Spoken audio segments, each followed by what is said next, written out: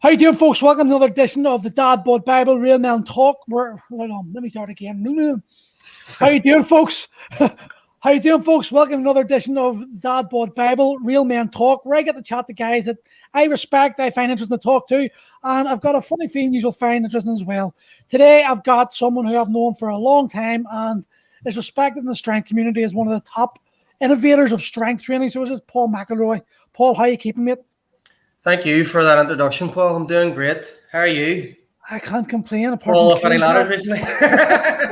My back's going to be sore tomorrow. I'm going to be able to use that as an excuse to train now. We shared a story off camera where Paul had a wee accident. We all had it. If it wasn't for his spry athleticism, we might not even be doing this podcast. I was there. I was told that the ground wasn't as hard as it was. Turns out it is. Especially if you fall from 10 foot. At least you know how to break fall anyway. You've got that down. Anyway, so, Paul, listen, I know you well. A lot of people in the strength community would probably know you well. But for those who don't, who's Paul McIlroy? That's a very philosophical question to start with. Do you like that? I'm not sure after nearly 41 years I know the answer. But I'll stagger a go. Well, I'm a husband, I'm a father, I'm a man. I am who I am. But what I'm probably known for is being the creator and the owner of the Amazing 12 body transformation program and online coaching certification, which is a global fitness business that I own. Has been in over, I think, around 180 locations around the world now. I'm a strength and conditioning specialist, and I suppose I've worn many hats over the years. I've been an athlete in a number of different sports. I mostly combat and strength sports, most notably boxing, powerlifting, and kettlebell sport. And I suppose I've competed at a high level in all three of them, some more so than others. And I've been at a world level in like weird, obscure things as well that you can't really call sports, but are more like endeavors, things like bending steel bars, as peculiar as that sounds to everybody who hears it, and a number of other weird and wonderful things. So I'm a physical culturalist, I suppose, in terms of general physicality, strength and conditioning, and I'm a bit of a amateur boxing historian, combat sport enthusiast. I have an odd brain that works geometrically and has somewhat of a photographic memory. So if I sound peculiar at times, that's why. I have it mostly under control, but it's not always under control. So we'll see how we go. You don't believe in doing one-line posts when it comes to boxing? Like, I love reading. No.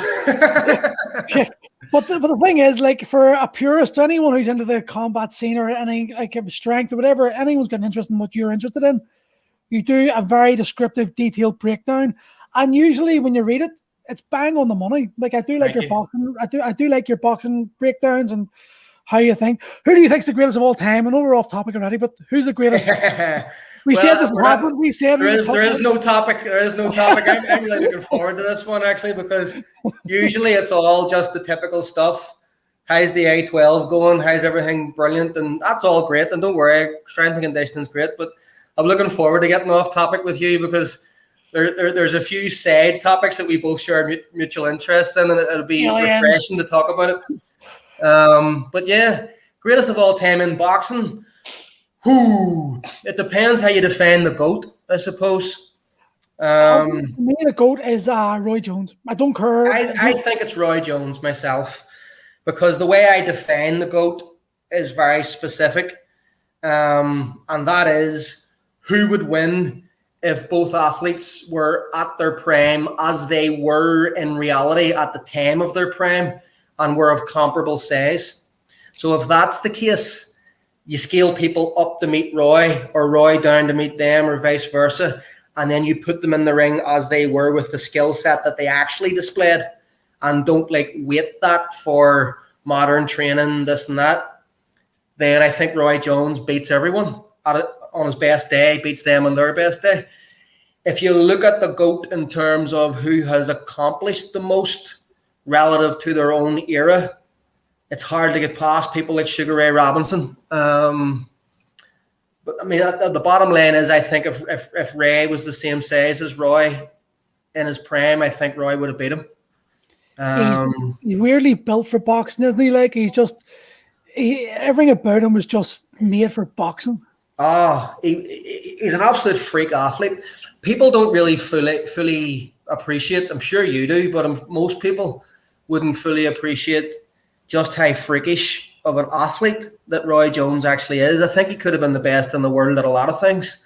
He's so explosive. His hand speed is supernatural, to be perfectly honest. I remember there was a documentary.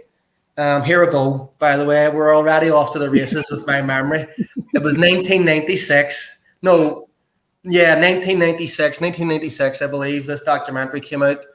And it was maybe made in 95, but I think it was released in 96.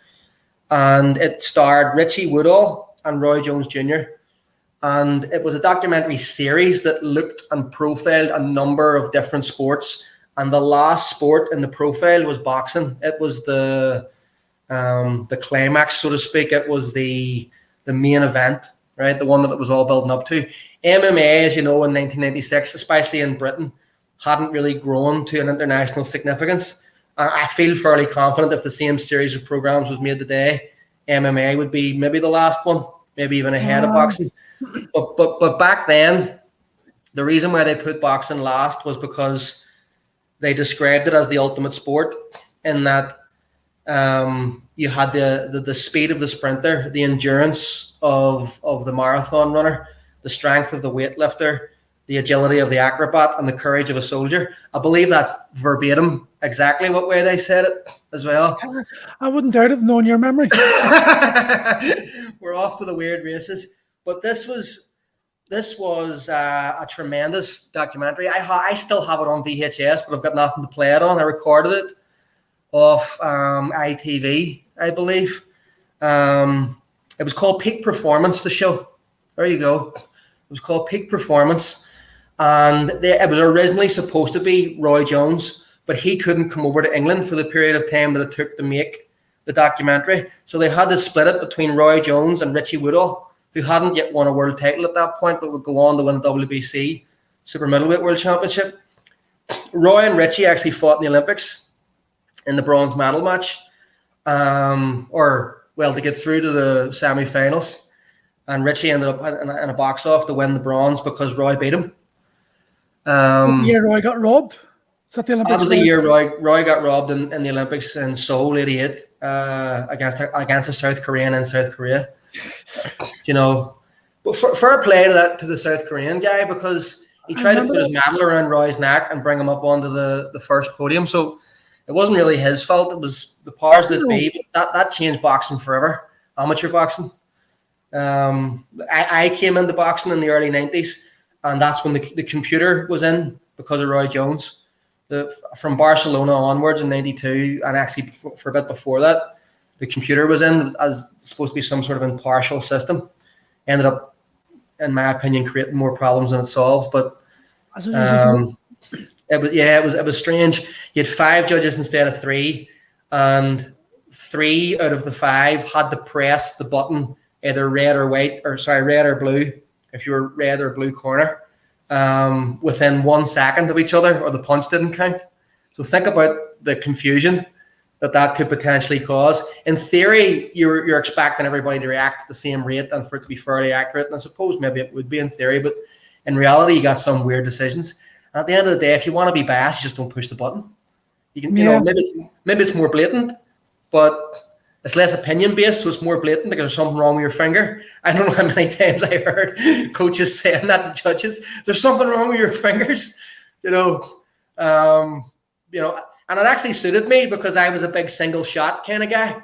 You had the power, didn't you? You had a lot of power behind your punches. I remember Conall Carmichael and Doyler. When you remember you came to the fall to train me in the MMA. Yes, I do. Yes. And I remember I was working at Doran Thompson's, and Doyler said to me, "Geez, that McIlroy one can hit like a fucking." That's good. No, he's a tank as well, Doyler. I really like him. What happened? You never turned pro? I almost did a few times. First of all, I went down to Paul McCullough in the 147 in Castle Street. Paul Senior. Paul Senior, Son. because Paul Junior is now Paul Senior. Yeah, that's right. Because God rest his father's sadly gone, and his son is an incredible prospect. Is that right? Big Irish Drago.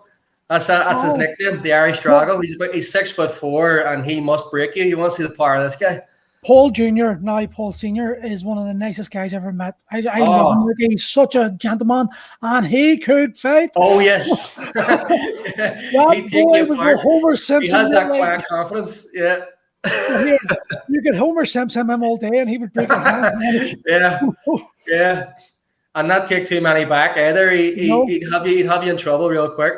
But his son, Paul Jr., who's now Senior, is maybe 5'7", 5'8" or so in height. I don't know. I hope I'm not doing him an injustice, but his son is 6'4". Like he's a McCullough. If you know the McCullough bloodline, they're all champions. They're their Uncle Francie was an absolute legend. They're a hard family, aren't they? They just got whatever genetic they've got. They're just hard.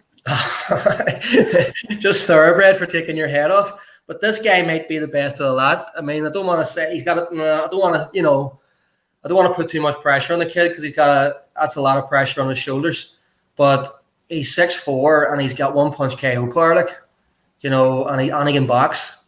He's athletic. He's a bit different. It's like he has all the best stuff from the bloodline and then some new stuff where he's just like really lithe and Tommy Hearns, but he's heavier. So it'll be interesting to see what he develops. Only a kid as well. So I started off training with Paul's daddy, Paul Senior, and Tommy Tolan and Mark O'Hare and Darren Corbett in the 147. That's where I first attempted to turn pro. One punch, don't they?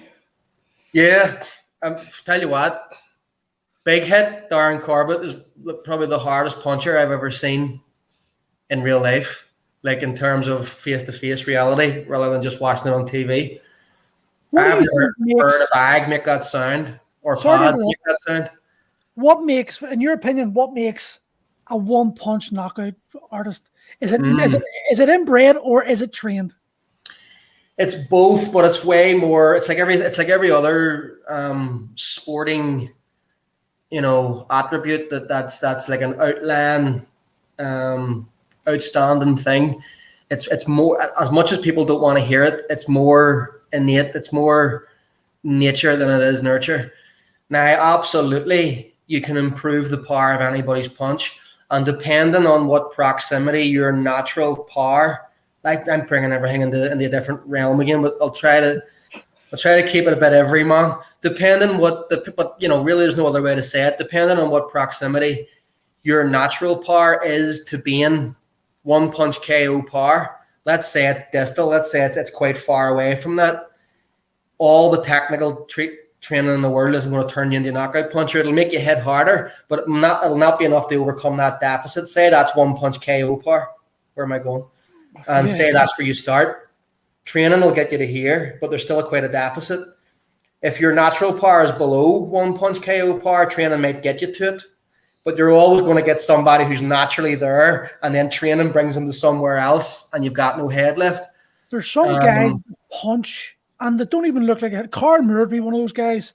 Yeah. It doesn't look like it. It just looks lazy. And then sleeping, and you're like, how did that hurt? I've seen so many of them. You're just like, that shouldn't knock you out. How the fuck have you done that? Well, I can speak directly on that actually, because I'm a wee bit of both, and I've sparred people who are exemplary examples of either. When the other time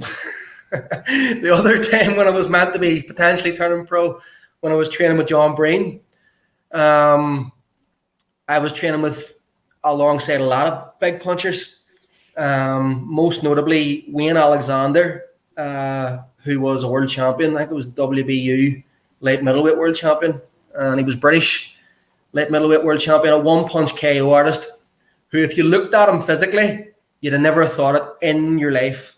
Normally when you look, you can kind of tell if somebody's a big digger. Their deltoids are big. They've got big round delts. They're maybe a bit broad. They've got that lithe, wiry kind of look, a boof, where there's a whip behind the punch. There's good leverage. Wayne didn't look like that, or they're like a tank like Tyson, where it just looks like a ball of power.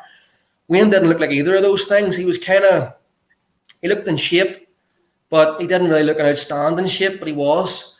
And his punches kind of looked relatively slow and soft, but people were just bowled over. They just fell, And then there was Neil Sinclair, who did look like a puncher, but had that sort of lazy power, as you're talking about, where it's just like almost looks slow, like a whip, like boom. Very, very like McGregor. McGregor hits like that too. Yeah, he does actually. He's not like super. His power doesn't come from super speed. It comes from that laden heavy-handedness and accuracy. And then there was Eamon McGee, who was also there, and he was more of a Tyson type, but very fast hands. Who would like shock you.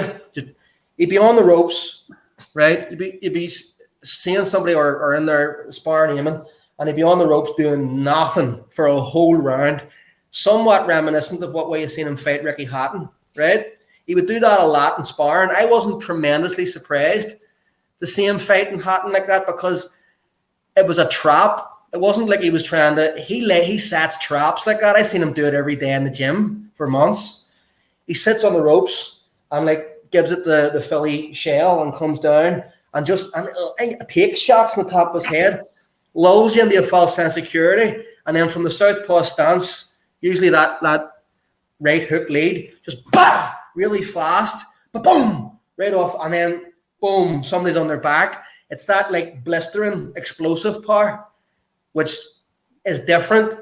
Be more like Tyson or Manny Pacquiao, that whoosh, really, really fast explosive speed.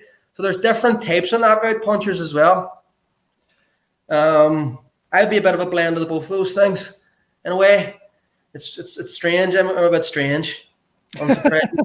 But you've got exceptionally long arms.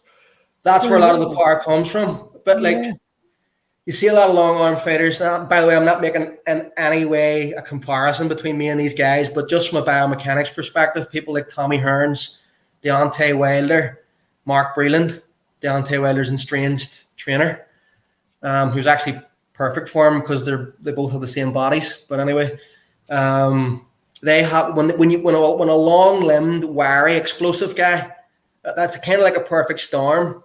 Where if you're long-limbed, you have fast twitch muscle fibers, you've got good muscle attachments. I mean, these are things that people don't normally speak about in relation to power punching, but it's a physiological fact. If these things are in place and you have long bones, and you can get somebody on the end of those shots where it comes out lazy and accelerates the last third, bop, like Bruce Lee, boom, where it just boom right before the moment of impact, everything stiffens. That becomes like getting caught at the end of a bullwhip, and the leverage behind that long-limbed punch when it lands at correct range is devastating. You see these big rangy guys like Deontay Wilder just shutting people's lights clean out. Like he may be the best ever at doing that at heavyweight, like with one shot. One of my favorite shots still is like, as though I don't really like him that much as a fighter, but I suppose I don't mind him. McGregor's finish Navaldo. I loved just the way, you knew, like you could see that video, you see him practicing it in the warm-up room, so it wasn't like it was a fluke, he's practiced that, but it was that lazy, just snap and it just catches him lovely and just 9-8. Where do you think McGregor is? Do you think he's past it now? Do you think he's been found out? And where do you think he's... I hope he's not. It's hard. Here's the thing. It's not for, I suppose it's just speculative, right? But it's not for me or anybody to really know, not even for Conor, unfortunately, to know whether or not yet that his prime has passed, or if it's passed by enough of a percentage to the point where he's no longer can be effective with guys at the top level. I suspect not, to be honest. I suspect he's had a very rude awakening in that 40 seconds in the octagon in 3 years or something like that really isn't enough. When you see like a Poirier had 80 minutes, I believe, of octagon time in the same time period. and it's not like his fight with Khabib wasn't a damaging one either. Well, both of them had damaging fights with Khabib, I suppose. And I think it was a very specific case of an attack that wasn't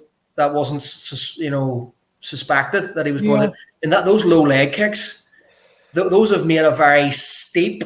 There's been a very steep curve of their arrival in the UFC, and they're devastating out of nowhere. Calf kicking. Yeah. Yeah, Davy Patterson. We were doing this in 2004, 2005.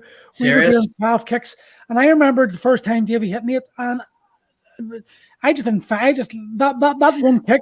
It was like 3 seconds into the fucking fight out of the spar, and for the next 3 rounds, I didn't want to fight him. I just didn't want to be there because every time I put pressure on my leg, it was like, fuck. People don't understand just how sore those fucking things are. It disrupts your balance, your ability to balance, and your ability to move. Well, I would imagine it would. I have to say, now, I've never fought mixed martial arts, but I've done a brave amount of sparring. No, I've never fought mixed martial arts. Not an actual fight. No. I thought you went to America and fought in the MMA. I went to America to fight, and every day was a full contact fight, to be honest with you. On my first day, I was jet lagged, and I did 5-minute rounds, and I mean it was brutal. And that was day one, right? So it more or less was a fight, but I didn't get paid. It's the worst kind of fight. I was supposed to. They did offer me a contract to come back and fight, and I was supposed to go away and regroup financially, and then come back and stay permanently or semi-permanently, and try and get like a visa for a period of time. As it turned out, I went back and opened up my inbox and found out I had 200 requests from people wanting me to do body transformations on them because I put up pictures. I swear to God, you couldn't script this. I put pictures up on a new website of a lot of like pro bono transformations that I've been doing in the community and among friends and family and different people. And the body transformations were so dramatic. A friend of mine, a mutual friend of ours actually, who made my first website, Peter Robinson. Peter Robinson. Yeah. I didn't know you knew Peter. I didn't know you knew Peter. I suppose you're from that. He's a childhood friend of mine. Peter's a cattleman, so he is. Yeah. He's a few years older than us, but he's a couple of years older than you. He's a few years older than me. I'm a wee bit younger than you, just a year or two, something like that. I think Peter's actually the same age as me. Is he? I think Peter might be 43, 44. Is he? I thought he was. I thought he was maybe a year older than you or something. I don't know. Anyway, but he made my website and we put the transformations up. And when I came back from America, there was my inbox was full of requests from people to do that 12-week thing on me because the results were so shocking. Everybody wanted to do it, and they were willing to pay, a decent amount of money. So there was and then an opportunity came up to buy the gym, and I had all this money from training all these people, and so it was almost like serendipitous. And I just never got back to going back. I stayed in contact with the managers and stuff over there for a while. Not so much Matt Hughes directly, but his management. Did you see the video of him recently? Yeah, it's very sad. Oh, Jesus. Because they're saying that, whether it's true or not, they're saying it was an attempted suicide that caused it or something. That's right. I read, but you don't know what to believe. God, I don't know. Hope not. I'd be really heartbroken to say that because he's definitely one of the pioneers of the UFC. If you're a Matt Hughes fan, it tells you you were into MMA. Yeah. If you're not a Matt Hughes fan, even retrospectively, I don't want to talk to you. It's like, and I mean, his style of fighting wasn't really it was the opposite of my style or even the style that I like watching best. But I just had so much respect for him. When I was over there, he was still in a knee brace from when he dislocated his knee when he was fighting, or he tore his ligaments when he was fighting GSP the second time, or maybe it was BJ Penn. He had a real bad injury after fighting. I think it might have been GSP. And I was there directly after that. And he was in a fucking knee brace, rolling with people and subbing them. Do you remember his submission for GSP, the switch around armbar? The far side armbar. No one had ever seen it before. I still remember watching that, just going, "What the fuck?" I know. Next day we were practicing in the gym. I know. stuff that would be hard to pull off now. The game's evolved so much, you know. But it was you gotta, you know, for his time, he was utterly dominant. You know, and he was such a physical force as well. Like in real life, you got a real appreciation for how physically strong he was as well. You can see it. Physically strong. You can just see there's people you look at. It's like Doyler. You would look at Doyler and you go, yes, he's strong. You know, he's strong. Looks like a rhino. Yeah. You look at the back of him. Like big traps, big hamstring, big ass, big traps, big neck. Yeah, big neck. Yeah. You just know you like if you're a fighter and you see a bodybuilder come in, you're like, sweet. But see when you see a guy with a huge back and that posterior chain, you're just like, fuck, he's going to shoot me into this fucking cage and I'm not going to be able to, you know what's coming. I know.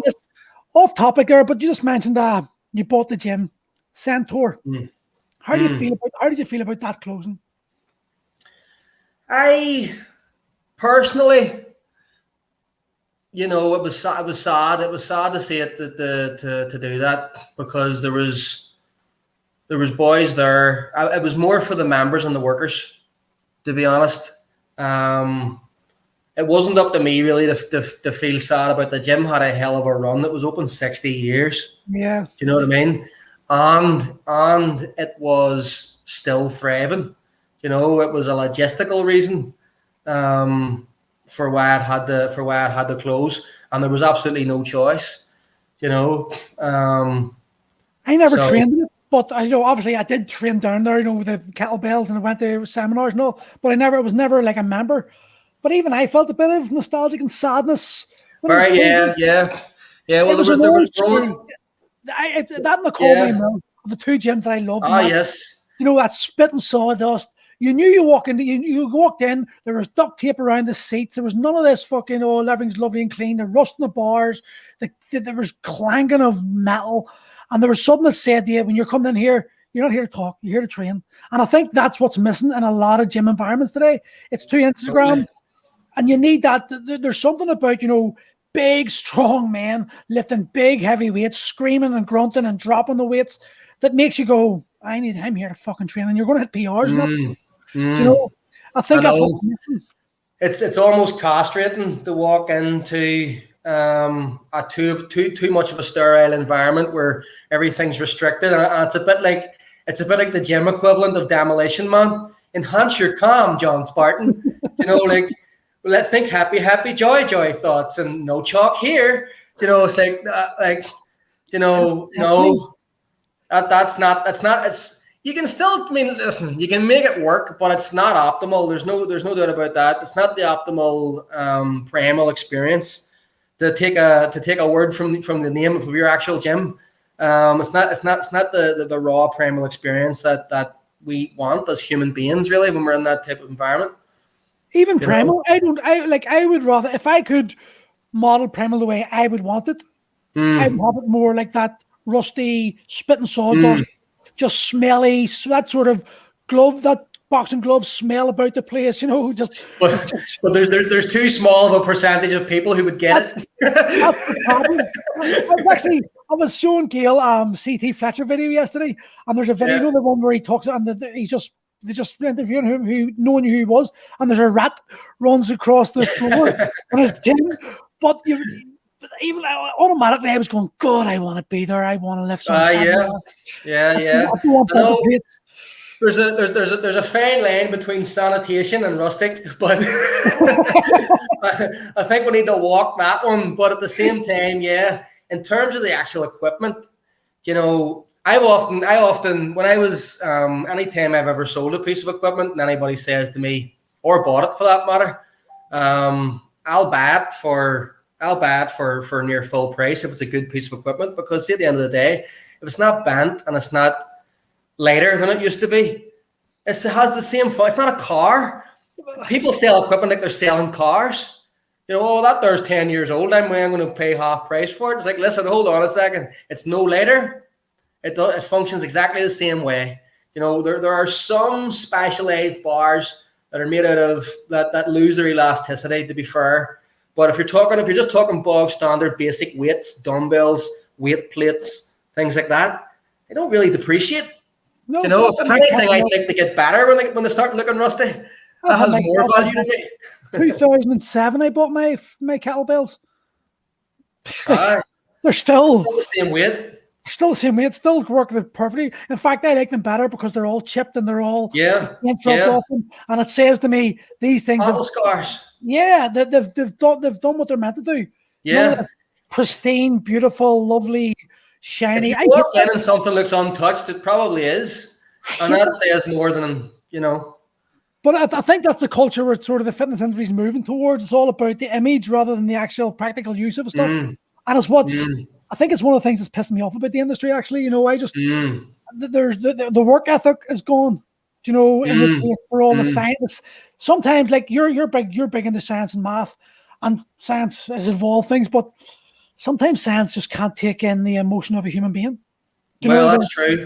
The drive of a human being. We haven't yet got that much of an accurate grasp of it to be able to apply that to the complexity of something like that. Like, some people try. Who do you call him? Oh God, his name's gone. You brought over the strong man. Mountains on the Traps Mountains. Oh, Bill Casimir. Bill Casimir. I actually that video was actually on the YouTube. I done a vlog on that. Yeah. That story, I still watch that. I would watch that video a couple of times a year because he's just like he seemingly goes like, I tore this bicep and then I tore this and I'd done this and I dragged this and I still lifted. You're like, what the fuck? It's when you have the will of a human being, it can make science look obsolete. You know, there's no answer to it. So here's what I'm going to say, right? And you can take this to the bank. We can take it anywhere you want. I don't care, but you can take it to the bank first and foremost, and then take it somewhere else. Tell them I sent you. Science and programming, and I'm known as the programming guy. I'm known as the math guy behind programming, and it's hugely important if you want to optimize performance, and that's true. And it probably is the most important general factor because not everybody has everything. If that makes any sense. Not everybody has the genetic advantages. Not everybody has the psychological and emotional advantages that go along with the physical advantages. But there's absolutely no one who gets to the top of anything, especially the crazier things to get on top of, like combat sports, collision sports, and strength sports. Probably the most testosterone driven I could die sports, you're not getting to the top of any of those endeavors without a hefty dose of I don't care about the consequences. And that has to be tempered because you have to progress intelligently and not tear yourself apart. And I would argue that maybe Bill would have got even further if there had been somebody on his shoulder to tell him not to do certain things at certain times. But A, would you rack somebody like Casimir by trying to change him? And B, who's going to tell him? Number two, he's 330 pounds and can juggle 300-pound Atlas stones. And also, if you're going to spend, one thing's for sure, all the guys who, and I know plenty of them, and I can understand the thought process over why they're like this.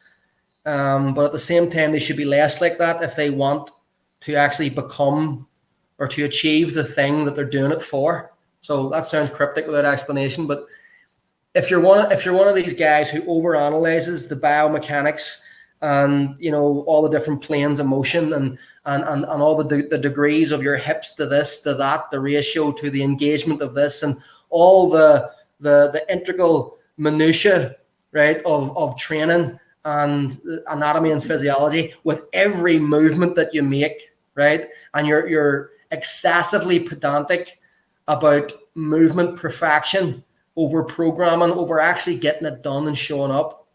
You end up majoring in the minors, right? You have all this knowledge on the minor details, but you only have minor knowledge on the major details because the major details of how to get better are only discovered when you're walking the walk, right? And you cannot fully understand what it is to get strong and to make someone else strong unless you've actually done it.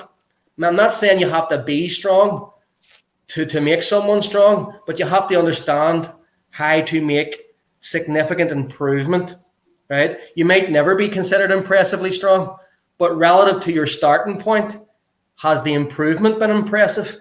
Have you been able to do that with other people? Maybe you've never trained a world-class lifter. Maybe you'll never be one yourself. But have you made world-class improvements in people and yourself relative to your own genetic ceiling? That's the sign of somebody that knows what they're talking about, not somebody who can, wax lyrical on anatomical jargon day and night.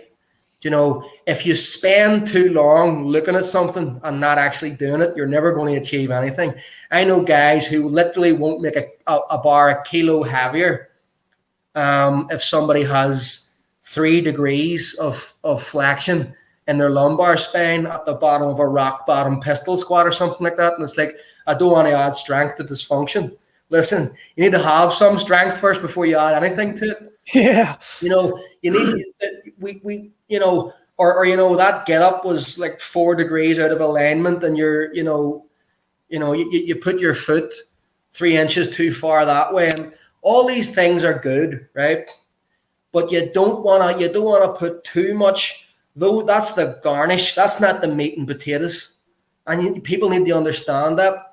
And I think one of the reasons why people make that the main course instead of the garnish or the hors d'oeuvres is because it's easier to delve into that and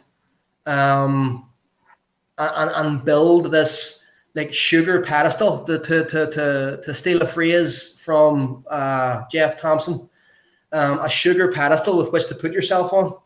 Yeah. But it's just like any of those sugar pedestals as it comes to traditional martial arts sometimes, and fake black belts, which I hope we get into. Like that guy. And your man that you showed me the other day, unbelievable. As soon as you turn up the heat, that sugar pedestal just melts. And that's the heat of real competition, because money talks and bullshit walks. And that is just a fact. And if unless you're actually producing something that is as outstanding as it sounds, then it's not that outstanding. And as Einstein once said, if you can't explain it to a 6-year-old, you don't understand it well enough yourself.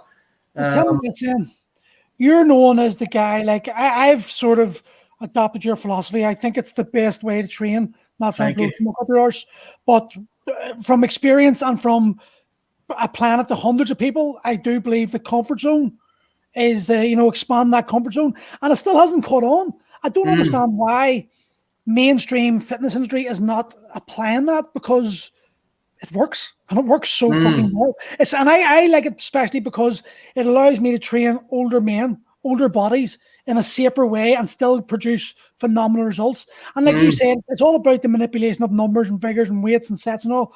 But if you're designing the program, what's the foundation for you? I'm bringing in like a pyramid style. What is it you need to focus on to build the best foundation in a program build? Well, in order to expand a comfort zone, you have to establish one in the first place. So the base, and this is something that is actually well established long before me, because if you look at the progressively better ideas of strength programming thus far, even taking whatever I've done with whatever I feel I've done on top of that out of the equation, we see that there's a direct linear 1-for-1 correlation between time spent training in relative comfort and the overall productiveness of the training cycle or training ethos as a whole. So to put that in the real terms, let's take like the failure model, the typical 3 sets of 10 to failure. That's quite threatening to the central nervous system, and thus it elicits an equally a directly proportional threat response from the central nervous system and subsequent adaptive responses therein. And that's going to be perceived as most threatening. And then if you go along the line, you see different progressions. You end with the evolution of strength cycling when it comes to actually intensity cycling. Now, intensity cycling can take on many different patterns, right? Everything's maths, everything's geometry. Even before some of the stuff that I'm doing, Like easily, it's all numbers. Like maths exists before anything existed, before humanity existed, before the world existed, potentially before the universe. We don't know. Your head would explode. It's like what came first there, the chicken or the egg? There is no chicken. Listen, who knows? But everything, suffice to say, everything's math as far as our lately evolved ape brains can figure. So when we look at that as it applies to strength programming, we see that intensity cycling has been the best idea thus far with strength athletes. So what is things that are characteristic? Intensity cycling.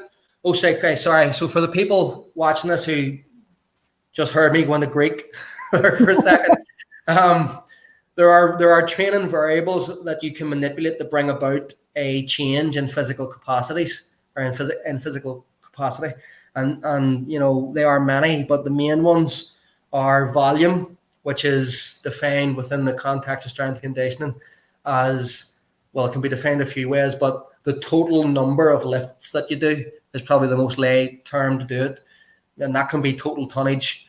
It'll all be represented within that. The total number of lifts that you do, the most reps you do, the most sets you do, the sum total of all that will add up in a number of different ways. Density, how long it took you to do it, okay, or the time frame, or the time factor, and intensity. Now, there's a few different ways to define intensity. If you're coming from a bodybuilding magazine heavy background, well, which probably nobody is anymore because magazines aren't really a thing, but a bodybuilding online forum heavy background, intensity is kind of defined as percentage of momentary effort relative to, you know, you're trying your hardest, i.e. an RPE scale. But if you're talking about the Eastern definition, which is what I am referring to, it's proximity to your 1 rep max. So intensity, as I'm talking about now, when I talk about intensity cycling, is cycling the proximity to your 1 rep max, i.e. percentages of your 100%, the 100% heaviest weight you can lift in any given way, in any given lift. Okay? Do you work everything off your 1 RM?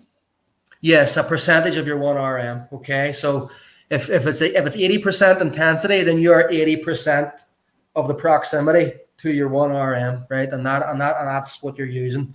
So intensity cycling involves, you know, starting at a given percentage and via a number of different patterns that are available, either linear, which is literally just adding weight every time, or a wave, which is more cyclic, so to speak, in that it starts lower, goes a bit higher, comes back a bit, goes a bit higher, comes back a bit. The kind of 2 steps forward, 1 step back, you know, 1 step back, 2 steps forward approach.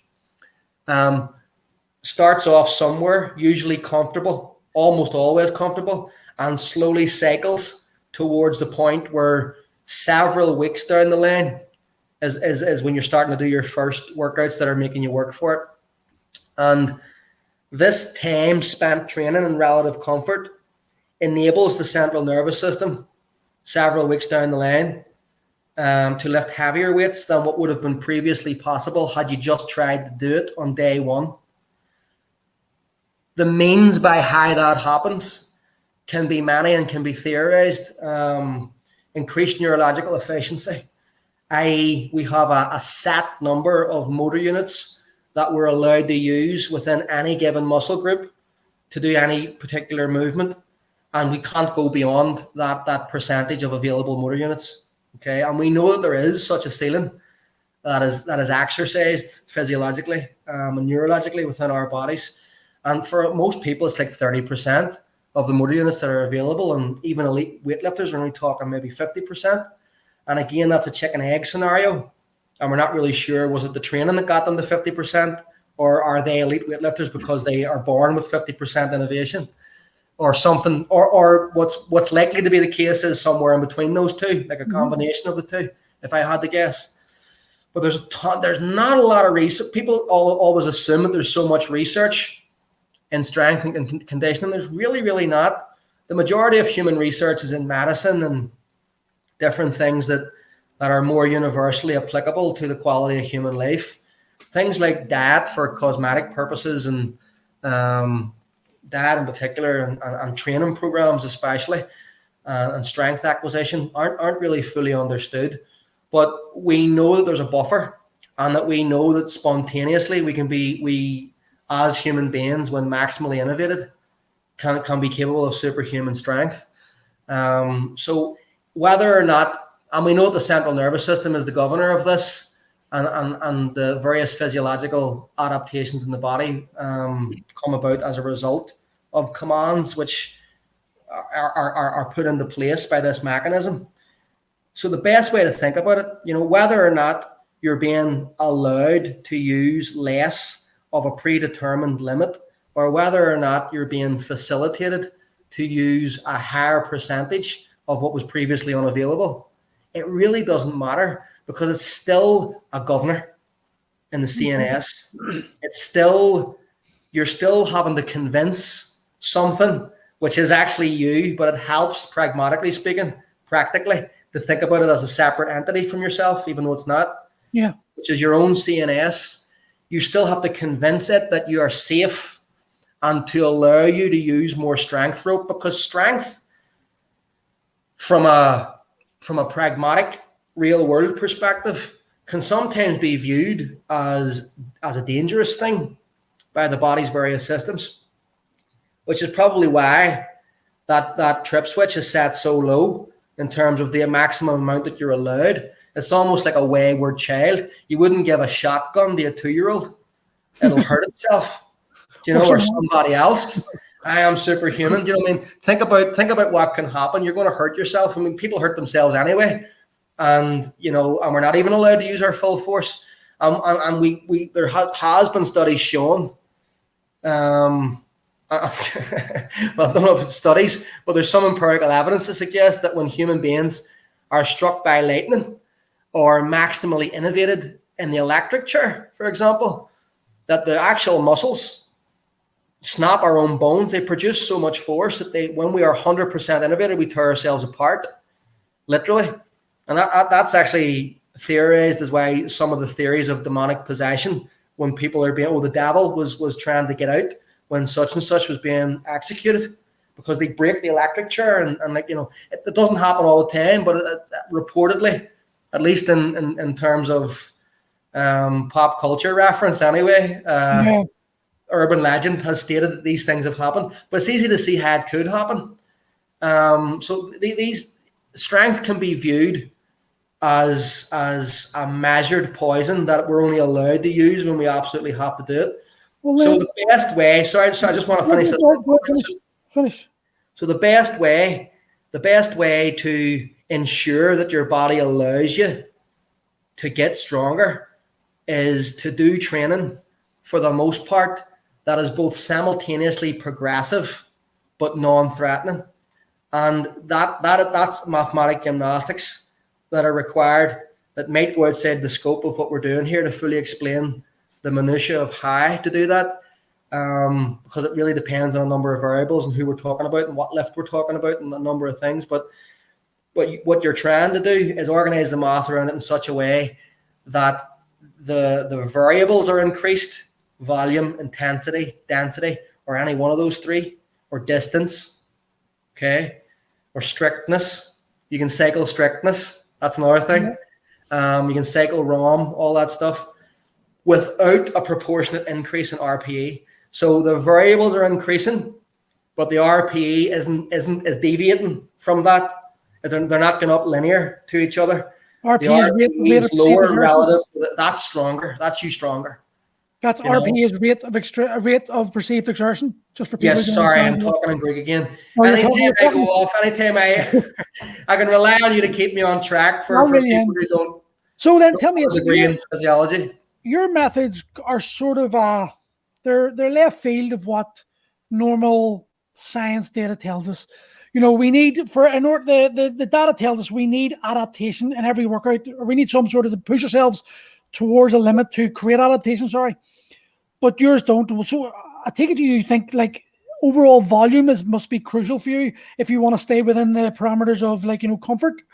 You have to. Well, I like to play with higher volumes. I do, because if something's easy, then you can build it up higher. And if you're doing more total tonnage, you're having more of an effect in a different way, and you're also you've got the opportunity to develop more neurological efficiency because it's a greater amount of skill practice.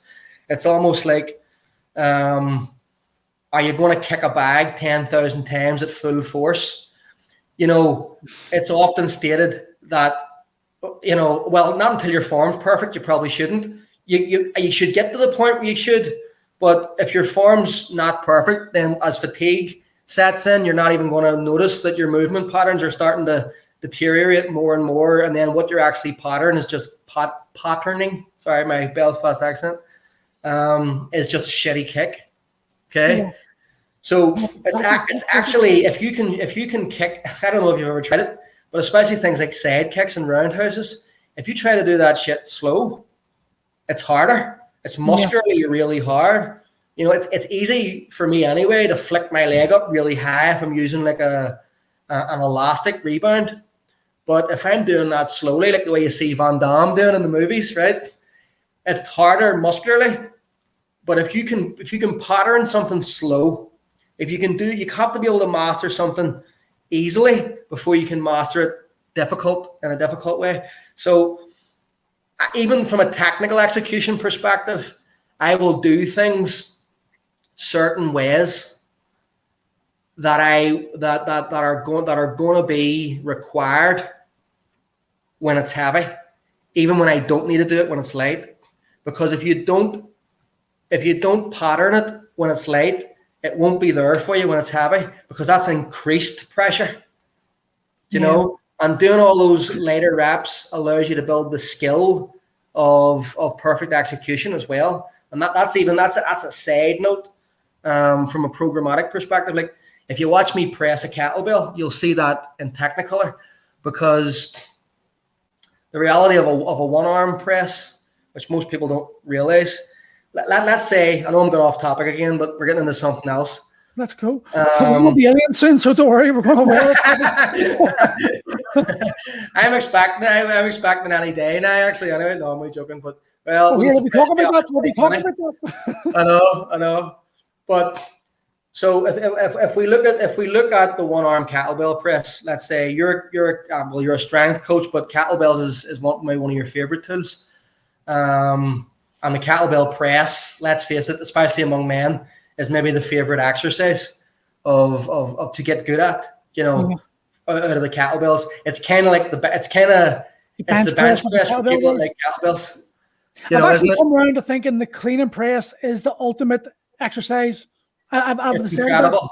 I would agree that it's definitely it could very well be. In terms of you're hitting absolutely everything if you're doing the clean and press. The clean portion hits everything that the press doesn't, and the press vice versa, really. I used to love snatch, but now I've gone off snatch. Well, right now, only Belfast people are laughing as well, but that's all right. Learn to love your snatch. The clock was ticking before it went somewhere inappropriate, but anyway. But the kettlebell press is like the bench press for people that like kettlebells, and especially men. It's the big show off lift that everybody likes, and let's face it, that's the one that everybody wants to be best at. For some reason, and I'm no different, men, if we're honest, seem to measure ourselves by our ability to lift heavy things in general, but particularly to press things over our head or off our chest. For some reason, we love it. I think it's because it goes back to, especially over the head, it goes back to like the base of our evolution. Like if you pick, what can you do to demonstrate strength in the wild when there's nothing around? You can pick things, you can fight someone, or you can pick something heavy up off the ground. And what's the ultimate place for it to go? The ultimate show of strength is to put that over your head and then potentially throw it. If you think it's like King Kong, it's like Tarzan. So there's something in our base DNA that you make that association. Oh no, he could pick me up over his head and throw me. There's something that goes right to the soul of who we are. But that press, if you're doing it with one arm, there's a few technical adjustments that you need to make if you want to optimize it. So you know, and you can train it. You can train it in terms of progressive strictness. But we'll talk about that. So let's say it's a kettlebell, especially if it's a barbell, and you've seen me do those where the 7-foot-long Olympic barbell is way over here. Well, what's the goal of a press? It's to be able to eventually lift a heavy weight. And that's eventually, depending on who you are, going to become an increasingly higher percentage of whatever your body weight is, right? So if the goal is to lift a high percentage of your body weight, then everything that you need to do, both technically and programmatically from the start, needs to reflect what the end goal is, not what the start of it is. Otherwise, it's going to inhibit your ability to get there. At some point on a one-arm press, even with a kettlebell, but especially with a barbell, you are going to have to shift the percentage of your body weight to the opposite side of the pressing arm. Otherwise, you will do a cartwheel. It's a biomechanical fact. If you think about it logically, especially if you're standing in a military press position with a relatively close heels together stance, you're done. You need to base that base out a bit, and you need to put a percentage of it to the opposite direction. Otherwise, you're going to do a cartwheel. Now, this is reflected in a lot of like one-arm press test standards, like the Beast Tamer Challenge and Strong First. Says there right in the rules, moderate side lean is allowed. Okay. Now, obviously, moderate is like how long is a piece of string. Yeah. And minimal is how long is a piece of string, and excessive is how long is a piece of string. But, right, what is agreed is once an object goes beyond a certain percentage of your body weight, you gotta go that way a bit in order to do it, right? You're not lifting it with anything. The prime mover is still the deltoid, right? Because it's the muscle that exerts the first movement on the object. If you sit with a 48 kilo kettlebell on your hip and you lean in a front rack, not a side rack, crucially, and you lean as far to the side as you can, the only thing the muscles of your spine are going to be moving is your spine. The kettlebell is going to still be there, right? It's easy to test, right? If you want that to go up, the thing that's initiating the movement is the deltoid, right? And the secondary muscle group is the tricep, right? But the point of moving the torso to the side is to improve the leverage. It definitely makes it easier to lift a heavier weight, to improve the leverage that the prime movers are able to work under, right? Number one. And number two, to stop from doing a cartwheel once the percentage of your body weight gets too high. Okay, so I have been practicing pressing with a varying degrees, somewhere between moderate and excessive, if I'm honest, deliberately to get as strong as possible in the one-arm press, with the goal that I have this year of pressing 100% body weight on either a barbell or a kettlebell with no leg drive. Right, so I'll make that announcement right here on the Dad Bod Real Men Talk. Right, that has never been done before. What are you sitting at? It should be close, Paul, to be honest. But you know me, I want it to look easy by the time I do it. I don't want it to look hard. You see, I was going to speak to you about that because the feat you've just done, like I followed it with interest massively. You're using my bell as well. I wanted to. That's true. I wanted my bell to go into the history. There was somebody sent me a PM and said, "You can help me out here, Paul." Right? There was somebody who sent me a PM and said, "You were showing the weight to the camera, but I couldn't see it. That could have been any weight." I said, "Well, it's Paul Murray's kettlebell." I've got the twin of it. It's 40 kilos, guys. 40 kilo, 100%. But listen, the whole thing about that was like, it's unfathomable for most people to realize, 40 kilos, 40 reps by your 40th birthday. And the rep 1 was identical to rep 40. And it looked easy every day. How long did you train for that? 4 years. 4 solid years. How about that for 4s? You know me and my numerical symmetry. That pleases me that it took 4 years. Maybe that was something subconscious that I was stretching out. But no, sorry, go ahead. No, I was just going to say, because the reason I'm asking that is because you know what my goal is, the 48 for 48. Yes, that's right. Yeah. So I was curious because I remember watching you doing it, and I had just pressed the 44 for the first time 2 weeks beforehand, 3 weeks beforehand, and I felt like King Dick. And then you walked up with 40 kilos, the 4 kilo less, and pressed it for 40 times like it was nothing. And I just felt like quitting at that moment in time. Thanks very much. But I was thinking 4.5 years for me to get this 48 for 48 at 48. would encompass my hip replacement coming through and all. It's like, were you training 3 days a week, 5 days a week, 4 days a week? What was your training cycle for this? Did it vary? It varied. It invariably varied a lot because life. It coincided with probably the hardest 4 years of my life, both personally and professionally. Right. I don't want to put your listeners on a downer, but it was. I understand your parents and your mother and everything. My mother died, and she was terminally ill for most of that time period. And I have 3 kids, and I had global business, and I was traveling the world, and I was speaking at events, and I was teaching at certifications, and I was helping with the kids, and I was running a gym at that time, which is also one of the reasons why, in many ways, Centaur closing was a blessing for me, because it was just, personally makes life. My main breadwinner had not been the gym for a long, long time. It was the global entity of the Amazing 12, and it was love that I was keeping Centaur open for more than. How did it feel that you're speaking for an hour and you haven't spoken about day 12? Really, that's fucking almost be a first. Do you want to know something? I'm actually enjoying it. To be fair, it's a break, mate, and long may it continue. But it was a tough 4 years. It was a very tough 4 years, and I was splitting my time between the house and my mommy's house. My house, my mommy's house, the hospital. My house, mommy's house, the hospital. And the emotional drain was just immense. So the training was all at home as well. It was mostly all at home because of a gym in my house, which I'm fortunate to have at this time, especially.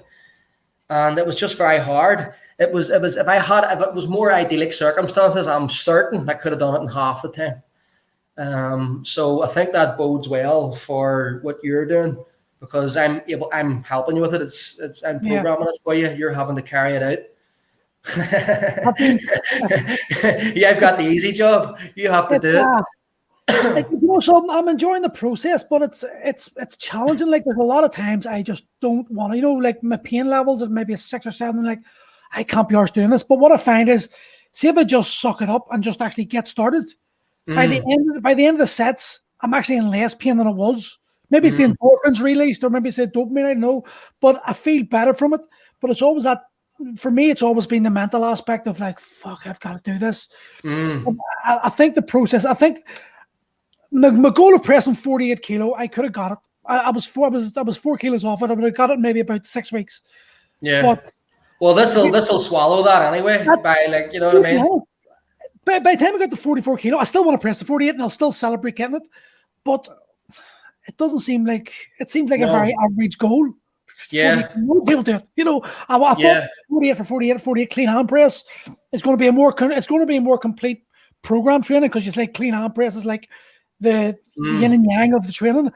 But I just think the feat of doing it will be unbelievable. Yeah, no, really well. The clean and press has advantages and disadvantages in terms of it's harder and easier in some ways than the press goal. It's easier in that the rack position isn't as important because you're getting that alleviation from the clean. And it's harder, though, in that you're using so much more muscles and the cardio's far higher.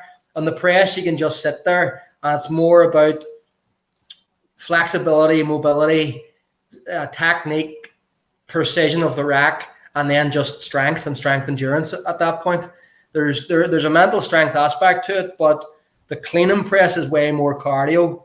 There's definitely it's more brutal in that way, and maybe a wee bit less burny for the shoulder, because you know what it's like to do GS with 2 bells when you're not allowed to re-clean it.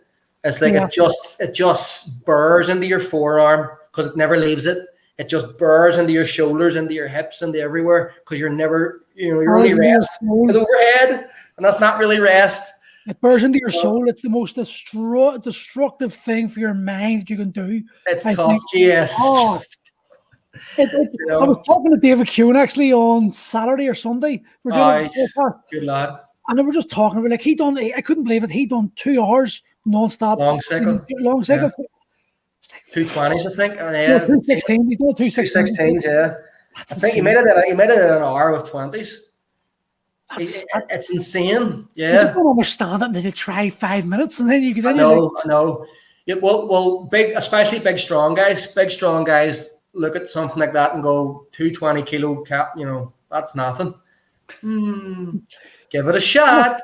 I think that's the whole thing. It's like I always use the argument, the discussion that on one end you've got gymnastics, the other end you've got powerlifters, and the powerlifters are absolute strength. They could outlift anyone.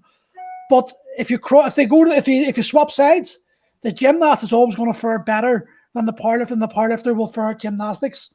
Simply because of the overall volume of the gymnasts are doing, the recycling, the continuous movement, as opposed to just one single lift over time. And I think strongmen, when the big strong guys, they're thinking, oh, I can bench after 5 reps, I can bench after 10 reps. It's different when you're going up to hundreds of reps. All of a sudden. Yeah. Well, here's the thing about powerlifters and strongmen and stuff. Obviously, the bigger they are, the less repeatable their feats are, right? And there's a relation. You'll find this interesting. And when I say it, you'll go, "That's obvious," but nobody ever thinks of it. There's an inverse relationship between upper end and lower end of power in terms of body weight of powerlifters, and their ability to repeat gymnastic feats and the gymnast's ability to repeat powerlifting feats. The bigger the powerlifter, the less likely he is to be able to repeat the gymnast's feat, and the less likely the gymnast is to be able to repeat his feat. The smaller the powerlifter, the more likely he is to be able to approximate the gymnast's feat, and the more likely the gymnast is to be able to lift his weights on the barbell. So it's a beautiful wee relationship between the two, but you still have to have, it's different. It's a wee bit different. Like I remember there was a show on, God, it has to be 15 years ago. Do you remember a TV show with, I don't know the actor's name, but he played Phil Mitchell in EastEnders, and it was a show called Britain's Hardest. Yes, Grant Mitchell. You hear me? Fucking Ross Kemp. No, it's not Ross Kemp. It's Phil. Phil was the narrator of this show. I know the one you're thinking of, where he does like Britain's hardest jails and this and that. That's Ross Kemp. Yeah. I think Phil Mitchell did a show specifically called Britain's Hardest. Right. It may even have been spelled artist. No, like the I'm not sure, but it might have been just hardest. I'm not sure. But it was like a cross between Gladiators and some sort of prison rules thing, where these dudes would go in and they'd have to do all sorts of strange stuff, like kick doors through in a row, and then at the end they had to fight. Right. But it wasn't, you weren't allowed to punch to the face, but you were allowed to do body shots and you were allowed to grapple. And you had to, it was like sort of like sumo wrestling and amateur MMA mixed in. Okay. and you had to throw them like a D class fight or something from the old days. And you had to throw them off the circle. And you fell into like gladiators, you fell into like soft stuff. And there was a powerlifter who had a 600-pound deadlift. And his numbers were insane. Sorry, the 300 kilo deadlift, so that's 661. And he had big, massive bench. He was a tank. He couldn't kick the first door through because there was no power, ironically, in the powerlifter. There was a lot of strength, but it was that slow strength, that grindy sort of strength that he had. He didn't have that explosive strength, which a lot of powerlifters do have, but he didn't have it because strength as a pure measure exists outside of time, really. It describes maximum force exerted regardless of time. And then power brings that time element into it, i.e. strength times speed type of thing, in its most rudimentary description. So there was a wee boxer guy, or he was in some form like a wee wiry dude, who was like, couldn't have lifted anything in relation to this guy. And I'll tell you what, that's not the first door he kicked in. He was through those doors like I've never seen. He's either been chased by somebody or he's been doing the chasing. I don't know what it is. In the early 80s. But it wasn't the first door he got through. And he stuffed this guy completely. Okay, well, tell me this then. Let's combine your two favourite sports. strength and boxing, who's going to win, Eddie Hall or the that's a funny one. I have a feeling Hathor. See, everyone's saying Eddie Hall, and then going, right, I can understand it. Like, Eddie Hall's more explosive. He's going to be faster. But the size difference. Hathor's 6'9", and he's athletic. Did you see him face Stevie Ward? No. He had an exhibition there with Stevie Ward. Stevie Ward was like a Commonwealth silver medalist in boxing. Yeah. And I think he only has one defeat as a professional. The quiet man. Stevie Ward's 6'2", 100 kilos with single-digit body fat. Like, he's a monster. Yeah. And he can punch. He's a big man and he can punch. And all right, maybe he wasn't going full blast on Hathor. I don't think he was. And it was an exhibition. But he was letting them have it. Like, he was letting them have it properly. Like, and it was only a few rounds. But I mean, he has slimmed down to 165 kilos with abs. Right? 65. Right? Because he was 204 kilos before that. What? 204 kilos. Jesus. Of mostly muscle. Right? 40 kilos. He lost 40 kilos of fat. Well, it was probably fluid. It was probably a lot of fluid. He definitely did lose a lot of fat, but it was probably a lot of fluid. He probably changed what kind of gear he was on and dropped a lot of water. Listen, I'm sure he's not behind the door and saying you're not going to be 200 kilos without being on gear. You know. Yes, see this attitude. Like, I'm not like live or not live. I don't give a shit. And I'm actually all for letting Olympic athletes take steroids because they're all taking them anyway. Like, it's not. Yeah, let's just see how fast they can go. That's my point. Like, see these guys have got one goal in life. They want to be the strongest. They want to be the fastest. They want to be the best at whatever they're doing. We know the limits of human endurance are going to have a ceiling. The Russians showed us that ceiling can be pushed. The Chinese have showed us that ceiling can be pushed a lot with the aid of chemicals. They're all doing it. They're all the only thing the ones who are not getting caught have got better doctors who are better disguising it. So I would be all for letting everyone take whatever they want to fucking do. It's their body, and let's see just how far the human body can be pushed. And that may be controversial, and people may be all, I don't agree with that, but fuck you, I don't care. It's exactly. You've never been one to care about controversy, no, Paul, to be perfectly honest. But see that it's like people are in denial. See, like, oh, my hero would never take steroids. Fuck away off. Where there's money, there's corruption, and when there's a lot of prestige for the country, there's going to be a lot of corruption there to make sure it happens. I had a big argument one day with a couple of guys on Andy McKenzie's page, and they were like, I train Stephen Redgrave, and I'm like, I don't care. I don't give a fuck if they're your best mates. He's on fucking steroids.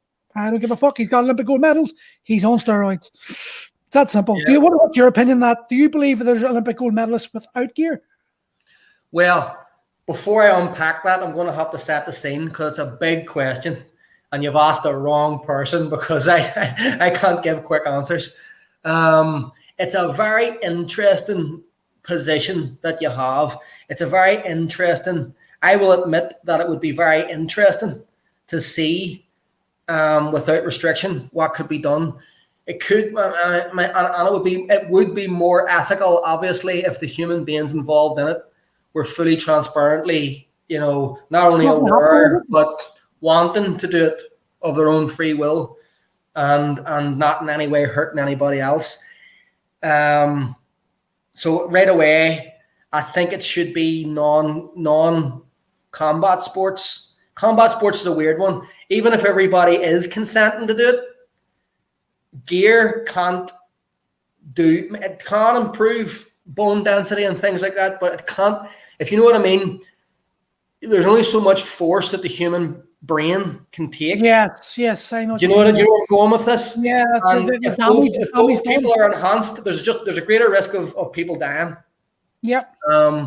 Which we should probably not allow that. But if it's and then you could argue the same thing is true of collision sports like American football and rugby. That's why there is so much damage happening in football and rugby, in American football and rugby, because the amount of steroids, the amount of testosterone, the amount of aggression, the wanting to hurt, especially in American football. There's a want to hurt in American football. It's like ego-fueled motherfuckers who just want to kill. Yeah, and it's a lot of people. We're going off on about 6 tangents. I'm going to try and keep it on track, but a lot of people think that American football. Like, I remember when I was growing up, my daddy even used to say, they're big girls' blouses and this and that. They've got all this padding on them, and they've got the helmet on them, and rugby players are doing it right. They've got nothing on, and they're tougher and this and that. To a certain extent, right? But not really, because when you put all that stuff on you and you change the rules a wee bit and allow tackles above the waist and this and that, and they are hitting each other far harder than those padding than the deficit that padding is making up. So it negates that. The rules of the sport and the force that they're hitting each other with negates the padding. And I would say that unquestionably American football is probably a more dangerous sport than rugby. But back to the... Sorry, were you going to say something just next? I'd be in favour of American football adopting rugby-like things for safety. Because rugby boys don't...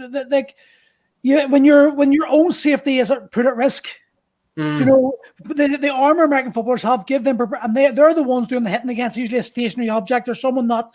And waiting for that bracing that impact. Then you're going to hit harder because you've got this protection. If you've got the helmet removed, you've got all the shoulder pad, and you know that it's like an immovable object hitting an unstoppable force. Yes. There's going to be damage there, so you're going to be more cautious. Yes. And I think for safety, especially young children and all, I think it'd be a better option. But anyway. Absolutely, and it's more placebo than anything as well, because, as I say, you're hitting them harder because you've got the pads, but you're hurting yourself more because you're hitting them harder. And it's like, again, we're back to the chicken and the egg and all that. But yeah, in terms of chemical enhancement and sport, it's a strange one. I would say my view on it is much the same as it's always been, but it has evolved in an interesting way as I've become actually more involved in elite level performance with both myself and the people that I've trained. And when I see the level that is possible naturally, it has evolved my viewpoint somewhat into, well, I'll get to that. But first of all, yes, the vast majority, I think it would be naive to suggest that the vast majority of people in the upper echelons of professional sport aren't chemically enhanced. I would go as far to say are, if not 99%. Yeah. I would go as far as say 99% of the elite are on gear. It's hard. It's really hard to know. You could be right. Of course it is. You could be right. It could be 100%. I want to give that 1%. I want to give humanity a hope. I do want to give humanity. It's like the Great White Hope. You know that film, The Great White Hope, where the white guy comes in, the heavyweight boxer. Yeah. I want to believe that somewhere out there's a Usain Bolt who didn't take gear. Usain Bolt. Well, I love to believe Usain Bolt's not on gear, but he is. But he's not. In my head. Yeah. Well, see, here's where I'm going with it, right? You could be right. It could be 99%. It could be 100%. It could be 60%. I don't think it is. It could be 70. I don't think it is. But we don't know, right? So the first thing we can't go too. It's fun to speculate, but if we're trying to give an accurate opinion, we shouldn't go too far beyond what we know for certain. What we do know for certain is that it's fairly prolific. We know that for certain. And we know that it comes in degrees, like everything else. There's shades of grey. There'll be people who are taking more than others. And there may be individuals who aren't. That's something that I wasn't willing to consider when I was in my 20s. I was very cynical in that I thought that absolutely nobody could possibly be doing certain things without chemical enhancement. And that to suggest that you could do that is naive. Until I got into strength and conditioning and achieved some of the things myself, right? Completely drug-free.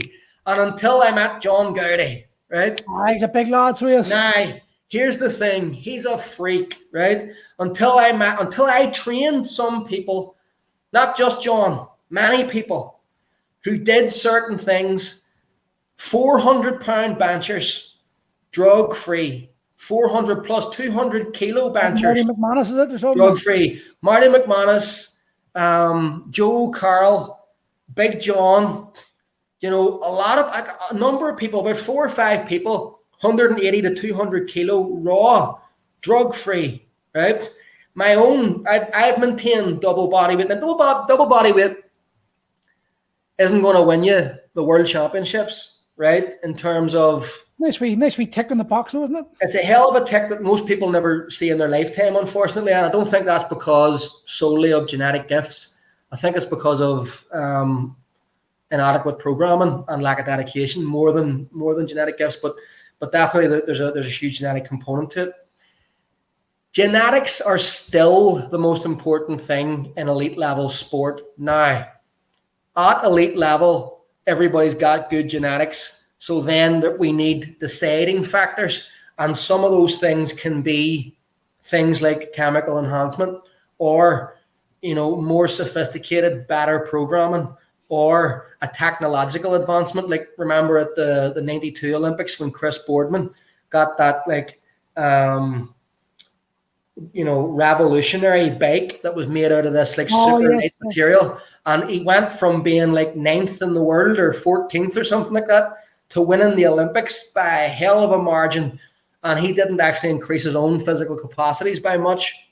It was the technology. So it's a hard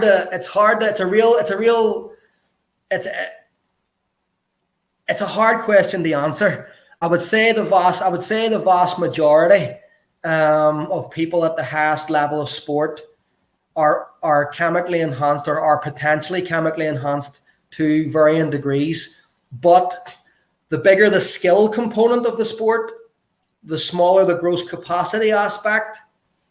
I would say the smaller is probably directly correlated with the smaller or more de-emphasized influence and incidence of chemical enhancement. For example, it's not to say soccer players aren't and they're all clean, but you could see how a skill-based sport like soccer would have less of a need for certain anabolics. That's not to say anabolics wouldn't make anybody better, because if all other things are equal, you're still going to be a better player if you're juiced in soccer. So you can still see where the motivation would come from. But when I look, I have a slightly less cynical view to it now when I actually was able to achieve some of the things that I didn't think were possible drug-free. You know? Because it's going down. It would be very egotistical of me to turn around and assume that I can do that with people, but that nobody else has done it anywhere in the world, in Russia and all, you know. So I'm going to bring your daughter into it because I'm watching with renewed interest in your daughter's pistol squat journey, because I'm so jealous of people who can do pistol squats. And her squat is literally the most perfect squat.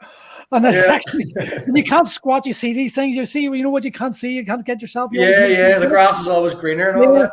Well, how much of that do you reckon is nature? It's all the juice. How much ability do you reckon is nurture? Because you've got a 5-year-old girl who's obviously watching Daddy and wants to think Daddy's the strongest man in the world and wants to emulate her.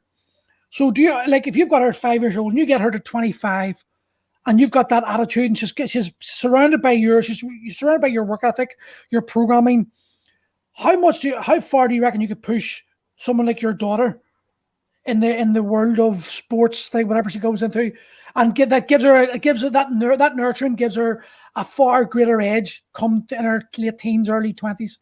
Big time. Well, to quote the great Costomato, if there's no spark, you can't make a fire, right? But if there is a spark, all you need is a spark to fan it to become a flame, and then feed that flame till it becomes a fire, and then feed the fire till it becomes a roaring blaze, and then throw huge logs on it. I believe that's verbatim. And that applies in that at this moment in time, it's probably 95% nature with Rachel. Because I'll tell you the exact history of her training was she started gymnastics and then it got stopped because of COVID. She was in gymnastics 2 weeks and won a gold medal. They put her in some in the gym competition, and she won a gold medal, right? That involved like the highest jump and all this it was just genetic. She was able to jump high. I've always been like that. I was like Skippy the bush kangaroo, like in terms of like vertical jumps and all this. And so I decided I would start training her for that. And I was like, right, what have I got? That this before COVID put a halt to the gymnastics aspect of it. So I was like, right, we'll do different wee things. I'll try and keep it fun for her. Her personality is the type that she doesn't really want to. She's like very energetic and wants to always be outside playing with her friends. So you can't get her to do, it'll just put her off if you get her to do too much stuff. So once she was four when she started, right? Nearly 5. It was like a couple of weeks off her 5th birthday, but technically she was 4. And on the first day, I put her on a box, and I was fairly high, and I said, see, can you get up? If you put one leg up, and I give her some instruction, and she stood up, and I was like, whoa. So I got a lower box until she was almost on the ground. And then I says, you know what? I wonder if you sit down with your 2 feet and you do everything that I just taught you, but you put your leg out and you reach forward and make tight fists. And she just stood up on one leg, pistol, first day. And then I was like, right, I've got this kettlebell. Now the kettlebell is only 2.5 kilos, right? 5.5 pounds, 5.5 pounds, right? But at the time, she only weighed 40 pounds. It's cute as hell watching her doing it, like. Right? So that's like 15% body weight or 16% of her body weight or something like that. She's about 45 pounds now. So what's that? 12.2% of her body weight, 2.5 kilos, 12.2%. So that's not an insignificant percentage of her body weight. On the first day, she did a weighted pistol as a 4-year-old girl, right? So I handed her the kettlebell next, essentially, was what was next. And I got the video camera and I said, if you do this, I'm videoing it. And it was like extra motivation probably. And she came up perfectly. So from that point onwards, I've just been teasing it a wee bit here and there, not giving her too much to do. And she's up to the point now where she's doing a racked pistol with this kettlebell easily. Like she does a couple of reps. She could do over 10 reps. If I put my mind in her body, she could keep going. But she doesn't want to do things like that. So what about Luke? I think she has a lot of potential. To answer your question, I think she has a lot of potential. And when you put the nurture on top of that, God knows, she's got very strong, powerful legs. Has Luke got the potential, or is he just doing the He-Man? Luke is a genius, to be honest with you, Paul. Some of his comments, some of the things you read up, I literally wet myself laughing. He's up there, like it's insane. It's insane, mate. Luke is physically athletic but doesn't care. And isn't very competitive. At least thus far, he hasn't shown a real desire. What is he, 7? He's 8. So yeah, so he'll be 9 later this year. Actually, you wouldn't see the time going in. Isn't it? He's only a baby though, so he's definitely. He's only a baby. However, right, he is a tank. See when he takes his top off, delts, biceps, triceps, packs, lats. He's just fucking delts are huge. It's insane. From he was a baby, you can see the shape of his delts. Insane. Right? It's nuts, right? I got him to hang off. There's a video of this on Carmel's phone. I'll have to find it somewhere. He hung off a bar in a playground last year for 2 minutes. No way. Right? I've got it in video. 2 minutes. And he dropped down because he just wanted to. Now I've got it in video, and you can judge. I'll send you. You can judge whether or not where his RPE was at the end. I'll let you be the judge. He was hanging off for 2 minutes. Now he's got a child's hands, and this was a thick bar, so it wasn't even a full grip. My God! Right? He can do a front flip thing that he does. We have a super king size bed. It's like for somebody his size, it's like a playground. And from he was about 6, he just automatically does like a wee jump and front roll where his hands don't touch the ground and he lands on his feet. So he can do these wee things and he's a wee tank, but he doesn't, like, see when it comes to sport, or like if you say to Rachel, I don't think you can do it, right? She responds really well to negative reinforcement. I don't know what it is. Challenge. If you wanted to get her to do something, you question her ability to be able to do it in a nice way. But that's coaching it. It's under the coaching. The secret of coaching is knowing the man and knowing the person you're coaching. And I'm not sure. I'm not sure if you're ready. Knowing full well that she's not only ready for it, it's within 20% or 30% of her capacity. I'm not sure you're ready for that just yet. Maybe we'll try that another day. I want to try it now.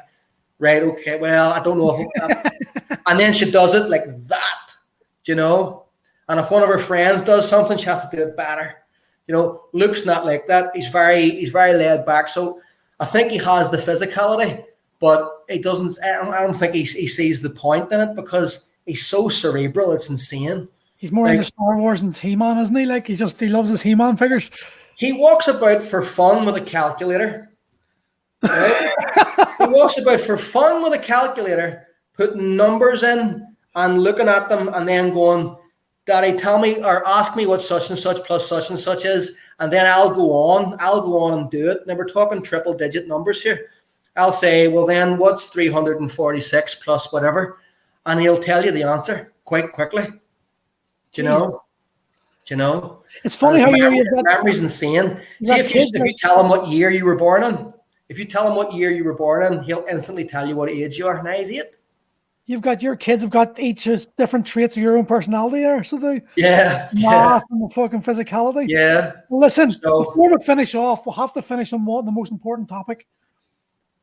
What's happening with the aliens? Are they coming or what?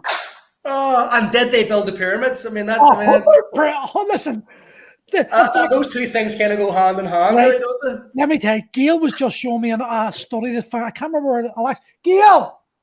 I'll have to find out where the study's from. But there's a study that shows the energy coming off different pyramids around the world. It's actually mass and energy. I'll send you the link. I'll put the link in this thing as well in case people want to watch it.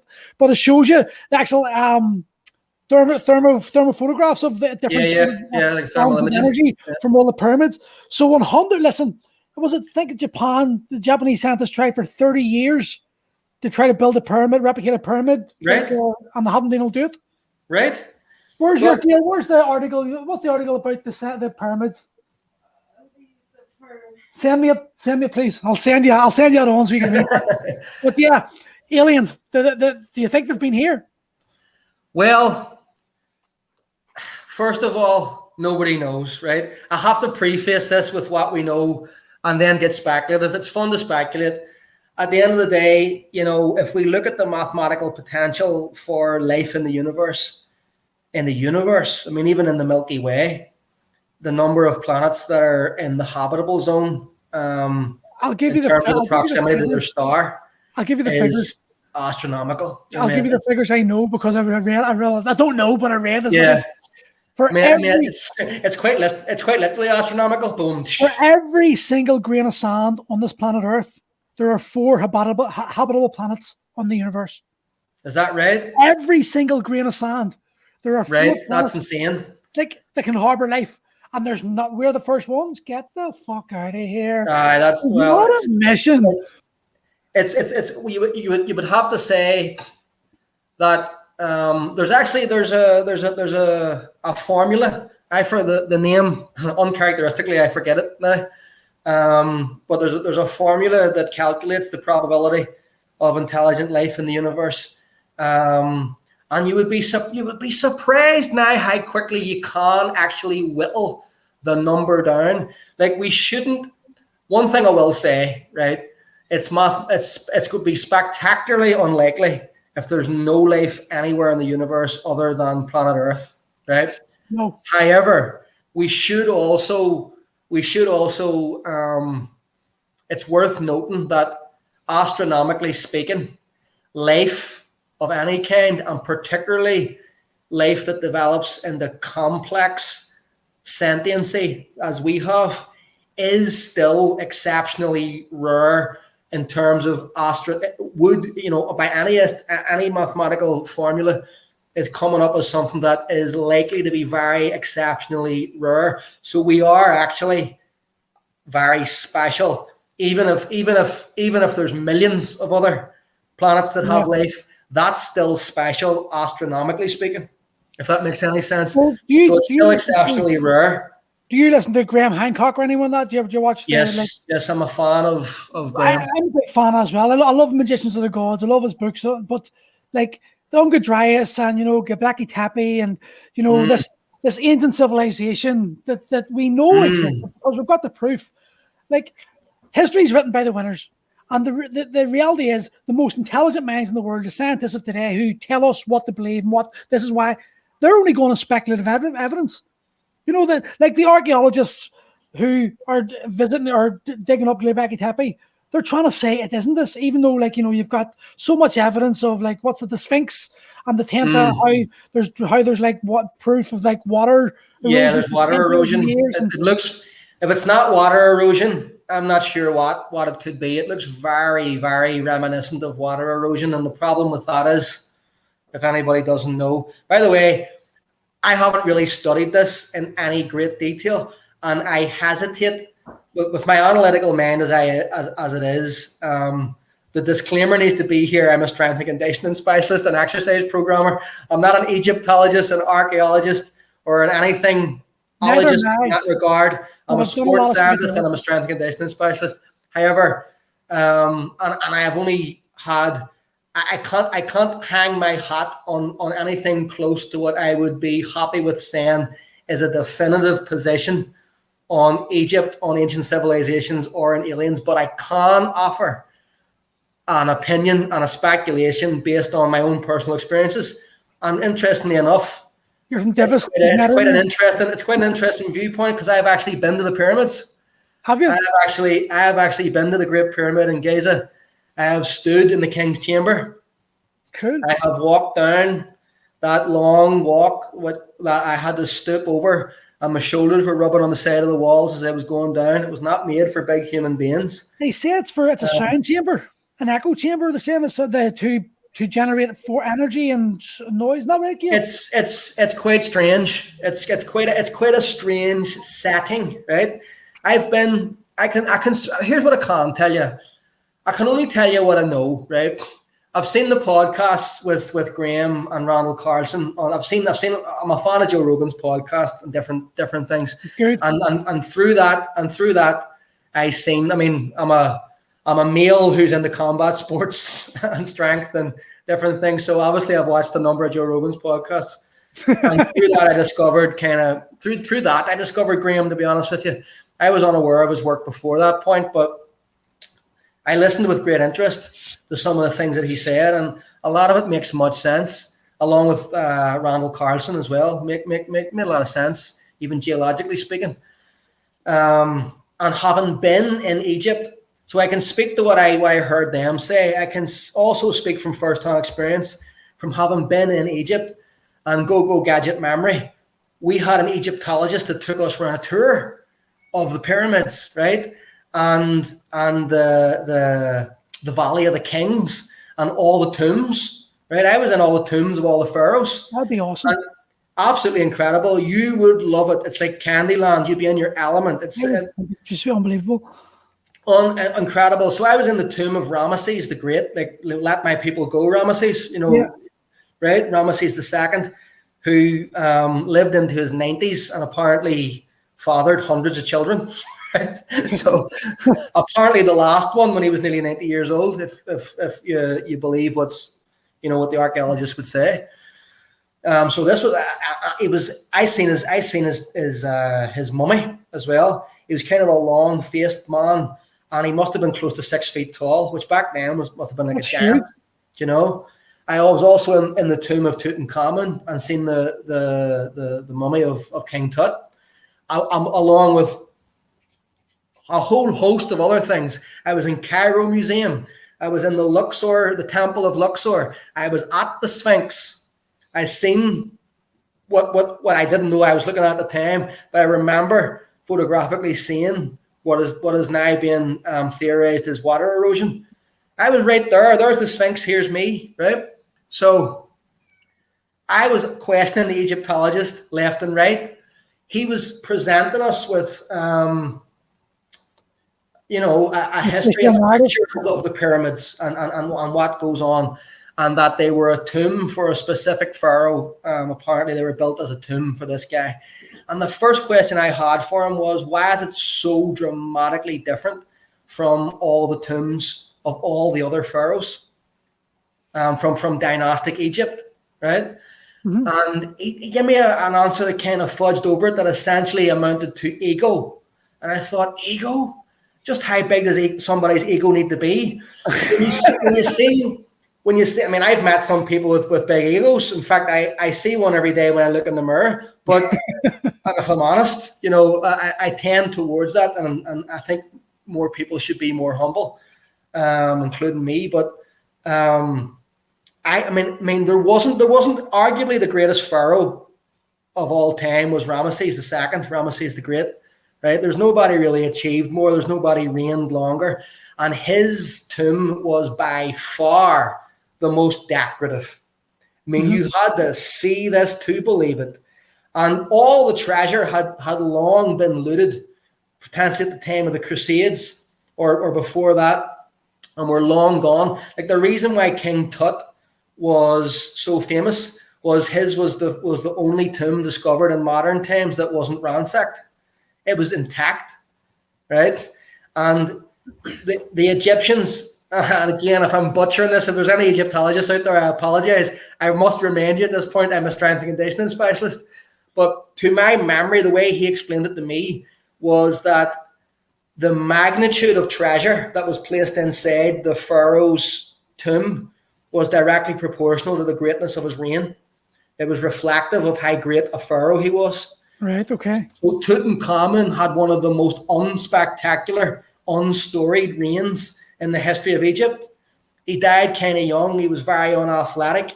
There are some physical signs that would suggest that anthropomorphically speaking, he had a few disabilities. He was obsessed with chariot racing, apparently, but he wasn't physically capable. He was obsessed with champions and warriors and athletes, but he wasn't very physically capable of doing it himself. And he was a boy king as well. I think he was 13 or 16 or something when he died. Geez, I didn't realize he was that young. Right? On his tomb, I seen the treasure that was in his tomb, because most of it's in the Cairo Museum right now, is insane. And his tomb's tiny. How they fitted it all in, I will never know. Ramesses' tomb was enormous, but empty. So what was in there? And the walls were all along the ceiling. They were painting the stars and the constellations, and this and that, and it all glowed, and it was this and it was that when light hit it. See, when you're in the center of the Great Pyramid in Giza, and you're standing in the King's Chamber, which was supposed to be the tomb. Not a single hieroglyph, not a single decorative anything, not a single wall paint, not a single story, not a single nothing. There's a bit of modern graffiti, unfortunately, where people are like writing "Jimmy was here." Dicks. Right? I mean, there is that's there, believe it or not. But there's nothing else. And I was you know what way my head works geometrically. Yeah. I was astounded by the geometry of it just looking at it. When I was in the King's Chamber, there was these massive, it was put together as a series of massive, geometrically perfect looking monoliths, or megaliths, I should say, right? Mm-hmm. You couldn't have squeezed a credit card between the joins of these things. These are the things I'm talking about. Like, you look at the way the pyramids line up with the stars, and how like the pyramids in Inca, they still can't draw a line as perfectly straight as they've got there. Well, I've got news for you, right? We were standing outside it, and the guy hit me with some figures, and immediately my head was I was his worst nightmare. This is an Egyptologist, doing this. We were very fortunate in that it's mostly like lay people tour guides. That would be the equivalent of like where you see like the black taxi tours and stuff, like people who actually experienced certain things. But this was a guy who done that and was also a credential. Like, he was able to bring us into different parts of the Cairo Museum that he had the key code for and stuff. He was a qualified Egyptologist, dressed to the nines, glasses, you name it, He spoke, he addressed the crowd in 3 or 4 different languages. This was a highly intelligent dude, right? But I was his worst nightmare, right? Because he said there was over, if I remember correctly, let me try and get this. In the Great Pyramid in Giza alone, there was approximately 2.3 million blocks.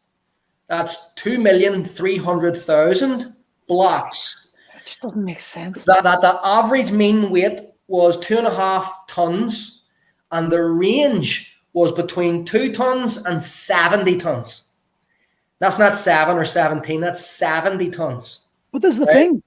People are saying that like there is no way of shifting these blocks with modern technology. Listen, I said to him, he said, and it was built in 20 years. Now, as soon as he said that, listen, I'm not a construction worker. I'm not an architect.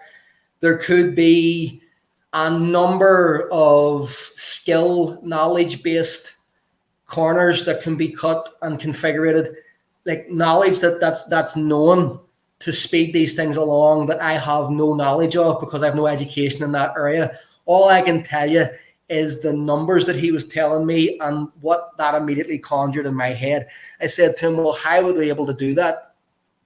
And he says, well, there was a lot of people. And I was like, well, where were they all coming from? Where were they all where were the stones quarried? Well, most of them would have been quarried in Giza. How far is that away? And I think it was, and now this could be inaccurate, but I think it was close to 10 kilometers was the nearest quarry, right? But he also disclosed that there was 160,000 tons of pink granite that came from over 800 kilometers away. Right? It just doesn't make sense. That's 500 miles, 20 years. But if you think about this, right? Immediately I'm going 2.3 million. Okay. There's 360. There's 300. There's 60 minutes in an hour. There's 3,600 seconds.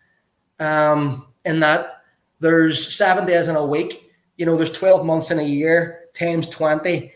By 2.3 million, it comes out at approximately a block in place in less than 5 minutes.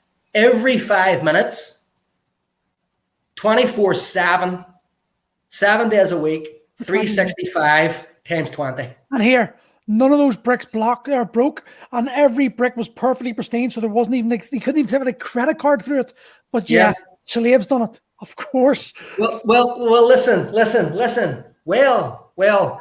Or to bring it closer to Graham's standpoint on certain things, potentially. Let's take aliens out of it for a second. I know that's like right? But let's take aliens out of it for a second. Let's try among ourselves. If you have the time, I'll do it as briefly as possible. Well, listen, I've no to come up with some sort of terrestrial theory, right, beyond the mainstream. I mean, listen, I know they were using the River Nile. They had to be. They had to have a number of boats with a number of. They had to be utilizing the Nile, and I think. I mean, this isn't something isn't something I've researched, but I just have a good memory. I think what they're saying now is that they're using logs and then pouring water. It has to be a precise amount of water below the logs on the sand, and it makes it 8 to 12 times faster because there's less friction to roll the logs, and that would cut the time down by somewhat. But guess what? I don't know if it cuts it down by enough to have a block quarried, shaped, transported, and then placed with an astounding number of geometrically perfect angles every 5 minutes for 20 years straight, non-stop. Let's be generous. Let's say it's slaves. Let's say if all that stuff you just spoke about happened, and we'll say it took a block a day. And that's being generous, because to carve a 70-ton granite block out of fucking stone and transport it, it's not going to happen. Now, here's my theory. Aliens. But you know, what's interesting is this: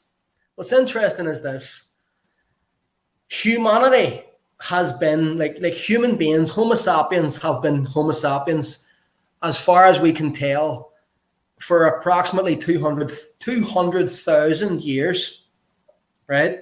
As far as history teaches us. As far as we know, yeah, the earliest discovery thus far has been 200,000 years.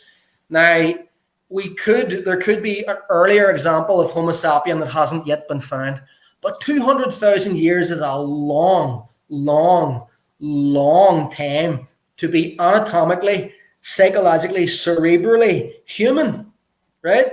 With all the mathematic, artistic, and sociologic potential of a human being, and all the physiology of a human being, potentially an enhanced physiology, which maybe stronger than, right? Listen, you're saying, go ahead, finish. So just bear with me. Let me bring this one to fruition, and then I'll leave it with you, because it ties in with what Graham's kind of theory is, right? So that's 200,000 years, but humanity's ascent to technological greatness, right, has been plotted archaeologically over only the last 10,000 years, i.e. our ascent from the Stone Age to where we find ourselves today, right? So we're told. So what I find interesting is why we have been intellectually the same creature and physiologically the same creature for 200,000 years, but we thought to do nothing. We thought to not behave in the way that all humans behave from the moment of birth till the moment of death throughout recorded human history, which is to put our best effort out and then to try and better that, and then for somebody else to come in with an idea and to try and better that, i.e. the story of human technological progression from the Stone Age. Why for 190,000 years did the same creature do nothing but relatively the same thing, like throw spears at antelope and do nothing? Well, they haven't been banged by aliens yet. Right? Had humanity, there was definitely the time for humanity to have risen and fallen potentially, technologically speaking, even just from a terrestrial perspective, more than once. It's not outside the realms of possibility that could have happened. And then the big question becomes, well, then why did that disappear? Why can we not find trace of an advanced civilization? All I can tell you is comparable to our own or something similar. All I can tell you is from my point of view, I have done a shit ton of psychedelics. I'm pretty open about it. And I have fucking met those aliens. Speak to them. They're fucking, I'm telling you, they fucking exist. But like, on all jokes, I've met a few people that could be aliens. Like, I wouldn't be surprised if they were aliens. You're from but I don't know, you know. But listen, it's like this. The Sumerian texts, if you look at them and look at the cave paintings. Bear in mind, I haven't looked at any of this, but you educate me because I haven't really done any reading. Do you know something? We'll have to do a podcast. We'll have to come on there and we'll just talk about this. Two strength coaches having no clue what we're talking about, and we'll just go down the rabbit hole. Way out of our lane. Like, I'm so far out of my lane here, I can't even see where the lane is anymore, to be fair. But I just find it hard to accept that. We look at 2020. What is it showing us? That whatever the governments want to put out, those people in power want us to believe, it's easy to fucking manipulate, and that's it. And then in history, 300 years' time, the history of today will be determined by what's written in the history books, and no one will know any different apart from what they or what's left after some sort of cataclysm. I have the fucking World War III. But like, you look back at like all those times, we're being told by people who are clearly more intelligent than us on these topics. This is what they surmise has happened, looking at the evidence from their point of view. Now, someone like Graham Hancock or Randall Carson comes in and queries that, and they're shut down straight away. Just like what's happening today. If you question the narrative, you're shut down straight away. You're crazy. So these people are saying, here's evidence that we're showing that shines a different light. But these archaeologists have spent maybe 50 years, 60 years of their life generating a story. Yeah. Now they can't let go of that story because that means they're stupid, or that means their ego's damaged. So they're going to do everything in power to hold off. But we look at the Sumerian texts, we look at the cave paintings, and we see similarities through everything. If you look at the eye of Horus and you cut the pineal gland in half, the eye of Horus, the pineal gland, the third eye, that DMT's released when we're born, when we die, the place where the psychedelic drugs are affect us, and the eye that we're meant to see from, that's calcified from fluoride and all. This is all new to me. This is great. Keep going. I've never heard any of this. When you look at the eye of Horus in the Egyptian text, and then you look at an image of a pineal gland cut in half, it's identical.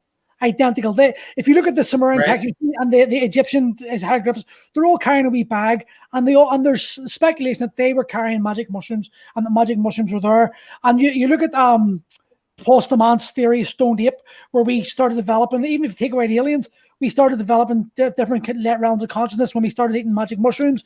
There are so many. I've heard of stoned ape theory, yeah. But there's so many theories that aren't mainstream, that aren't explored enough because they're shut down, which means we're left with one story of humanity. And if you try to change it, you're crazy. It's like fitting a square peg in the air. There's definitely something. To draw a full circle, every area of science and expertise that has some sort of dogma or deeply enrooted theory, where a number of individuals, institutions, and jobs, let's face it, are inextricably deeply rooted in it. Well, there's a quite clear, bias. Okay. Let me not get ahead of myself. You can see the potential. You can clearly see the potential for there being some sort of bias vested interest in. I'm not as politically correct. Keeping that the norm, right? And to bring this conversation full circle, the answer maybe why some people haven't yet fully caught on to some of the evidence that I've actually borne out in terms of the comfort zone expansion flying in the face of common strength and conditioning doctrine. It's the same sort of thing. It's pushing against. It's swimming against the tide of history, but yet it has history in its favor. It's just history from a perspective that hasn't been, explored enough yet. And so therefore, we're going to stick to what we know. We're going to stick to what we know, because if we don't know what you know, then all of a sudden we don't know anything. And so therefore, that makes us in a weaker position. So I'm not saying the archaeologists are doing that, but I can see how there might be the potential for them to want to. And I mean, even geologically speaking, well, I even take the geology out of it, but there's a lot of circumstantial evidence to suggest of certain things geologically as well that Graham Carlson was talking about. Or no, not Graham Carlson. What do you call him? Randall Carlson. Yeah, I'm getting them mixed up. Made them one person there for a second. But archaeologically speaking, the existence of Göbekli Tepe, I mean, automatically we have to reconsider now. I mean, it's now mainstream to reconsider the whole, hunter-gatherer rise from Stone Age, because the Stone Age was 10,000 years ago approximately. And Göbekli Tepe is at least 11,500, 12,000 years old. 12,600, 9,600 years old. So nearly 13,000 years old. And it is quite clearly the product of a sophisticated civilization who had access to technology that we didn't think we had access to until thousands of years later. We also know through religion and the stories of the ancient past, there was a massive cataclysmic flood that happened in that Unger Dryas period of 12,600, 9,600 years ago. It's in the Quran, it's in the Bible, it's in fucking every holy book there is. Something happened to humanity in that period of 12,000, 9,000 years ago that changed everything. Look at the Grand Canyon. The Grand Canyon itself, the way it winds and the layers, it indicates that it's a fast-moving flood. This didn't happen over slow period. This happened through a power hose cutting through metal. It's cut swathes of it. There's just too much unanswered unanswered questions for me that I just can't believe it. Yeah, big time. What I'll say is this: a lot of what Randall Carlson was saying was very compelling. I am not a geologist, and I don't have a great. I understand geology to a certain extent. I mean, who kind of as a hobby understands geology? But that's how weird I am. But I do have a rudimentary understanding of geology. However, I'm not a geologist, and I don't think I understand it enough to lend a concrete opinion on the authenticity of what he's talking about. But what I will say is this: I've heard several of the podcasts, and it makes a lot of sense. There does appear to be geological evidence for massive floods, and then theologically, if we look at some of the oldest books, like the Bible and things like that, we can find even different books outside of the Bible, different accounts. We can see evidence. The footprints of this seem to permeate throughout recorded human history, and it all seems to state around the same date as well, which is kind of will be overwhelmingly coincidental, you could say. There's also impact traumas that we can see now from space, not just the one near the Gulf of Mexico that done the dinosaurs in. Well, it didn't really do the dinosaurs in. The dinosaurs are still with us. They're birds, but we'll get to that. You know what you need to do, Paul? You need to subscribe to Gaia. What's that? Gaia, it's like it's basically Netflix for aliens and ancient civilizations. Was Gaia a god of some description? Gaia is Mother Earth. No, Gaia is Mother Earth. Right. No. Okay. Gaia is the TV channel, and it's just basically like Netflix of the supernatural. Right. Sounds interesting. Sounds interesting. Honestly, there's some really good stuff about the mindset and how the mind works, and how you can change your mind. I love it. I just watch it all the time.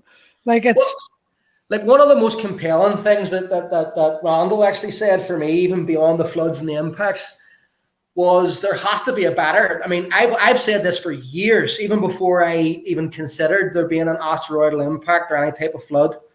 There has to be a better theory for the absolute mass wipeout of Paleolithic megafauna. Yes. I mean the you're a geek in dinosaurs, aren't you? You're a dinosaur. Yes.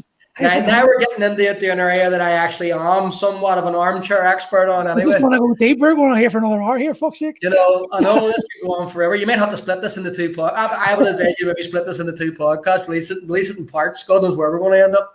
I'm enjoying it though, I have to admit. It's so spectacularly different than anything anybody else ever asked. I've been saying to people about this. The reason I started this podcast, I've said it about every podcast, but fuck, I'll tell you because I'm talking to you, not anyone else.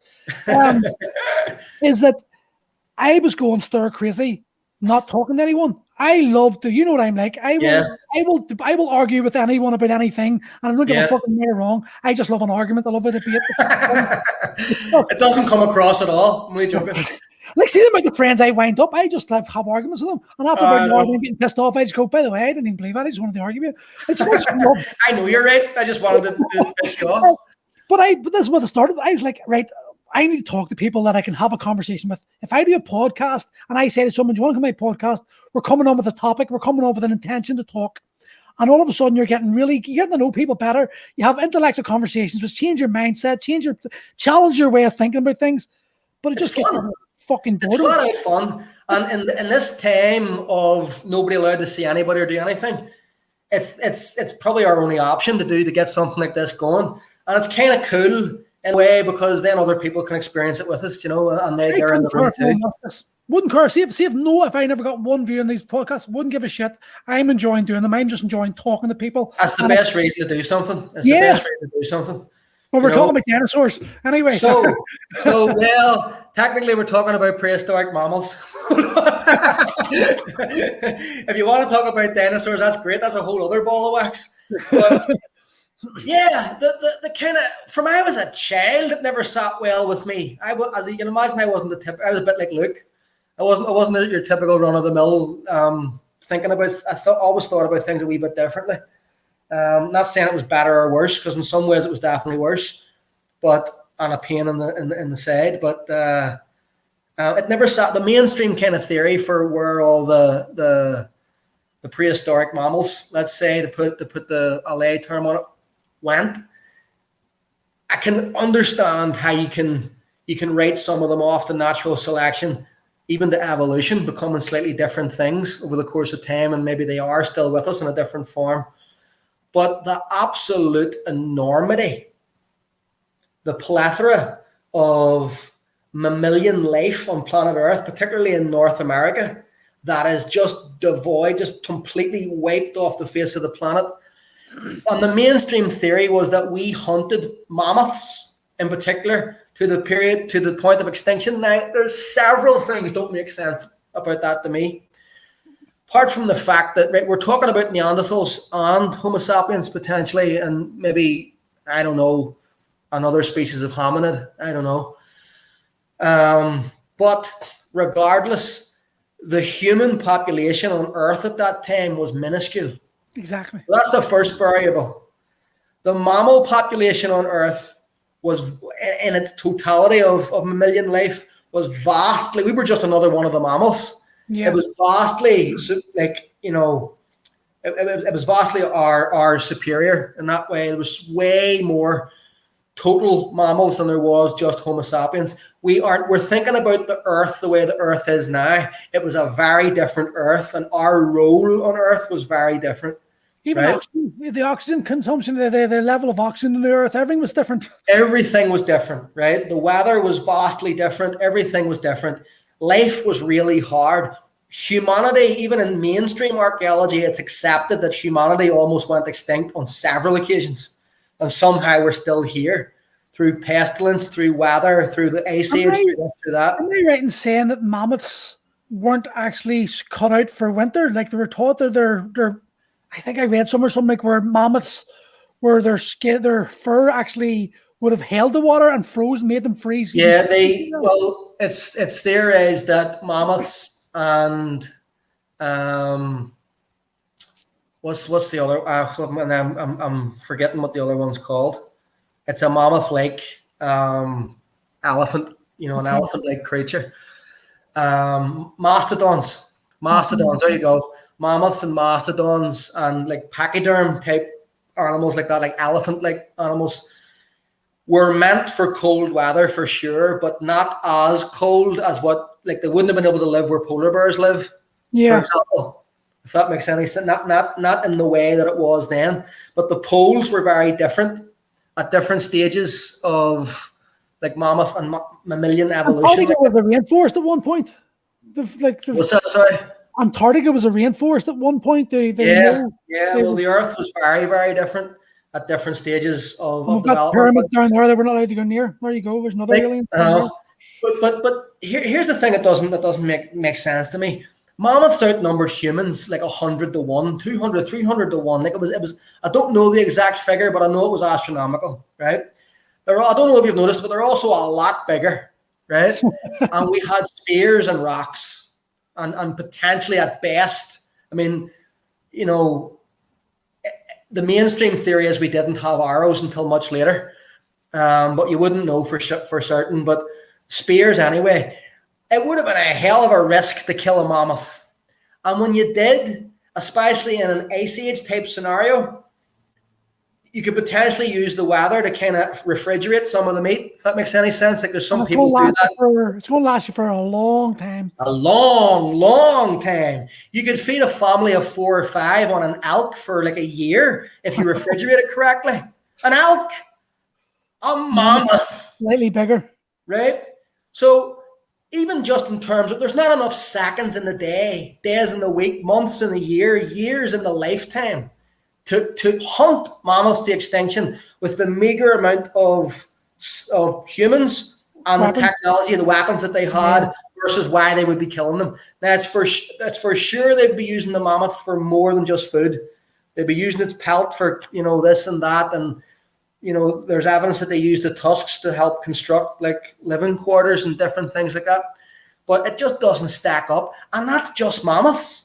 Then you have woolly rhinos, and you've got this and that, and there's tons and tons. There was a whole host of big cats that were all, more massive than the lions and tigers of today. The giant birds and stuff like that. The short, that thing was like, it could run like a horse. The short-faced bird could run like a horse, and it was like the size of a rhino. Not really, but you know what I mean. It was enormous. It was like 12 feet tall or something like that if it stood on its hind legs. No ground game though.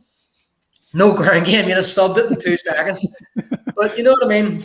So like, so you kill the deer, you kill the mammoths, you hunt them to extinction, and then therefore the things that predate on them, like the short-faced bear and the saber-toothed tigers, then they all die off and blah blah blah. It's all a bit too. It doesn't make mathematic sense to me, really. No, there's a lot of stuff doesn't make sense to me, and that's, do you know what wrecks me? It's like, see, if you question it, if you actually have the capacity to think and just not accept what the mainstream tells you, and you question, you're a nutcase. Like I'm going to get slagged. I always get slagged. I don't give a shit. I love talking about aliens because I believe they exist.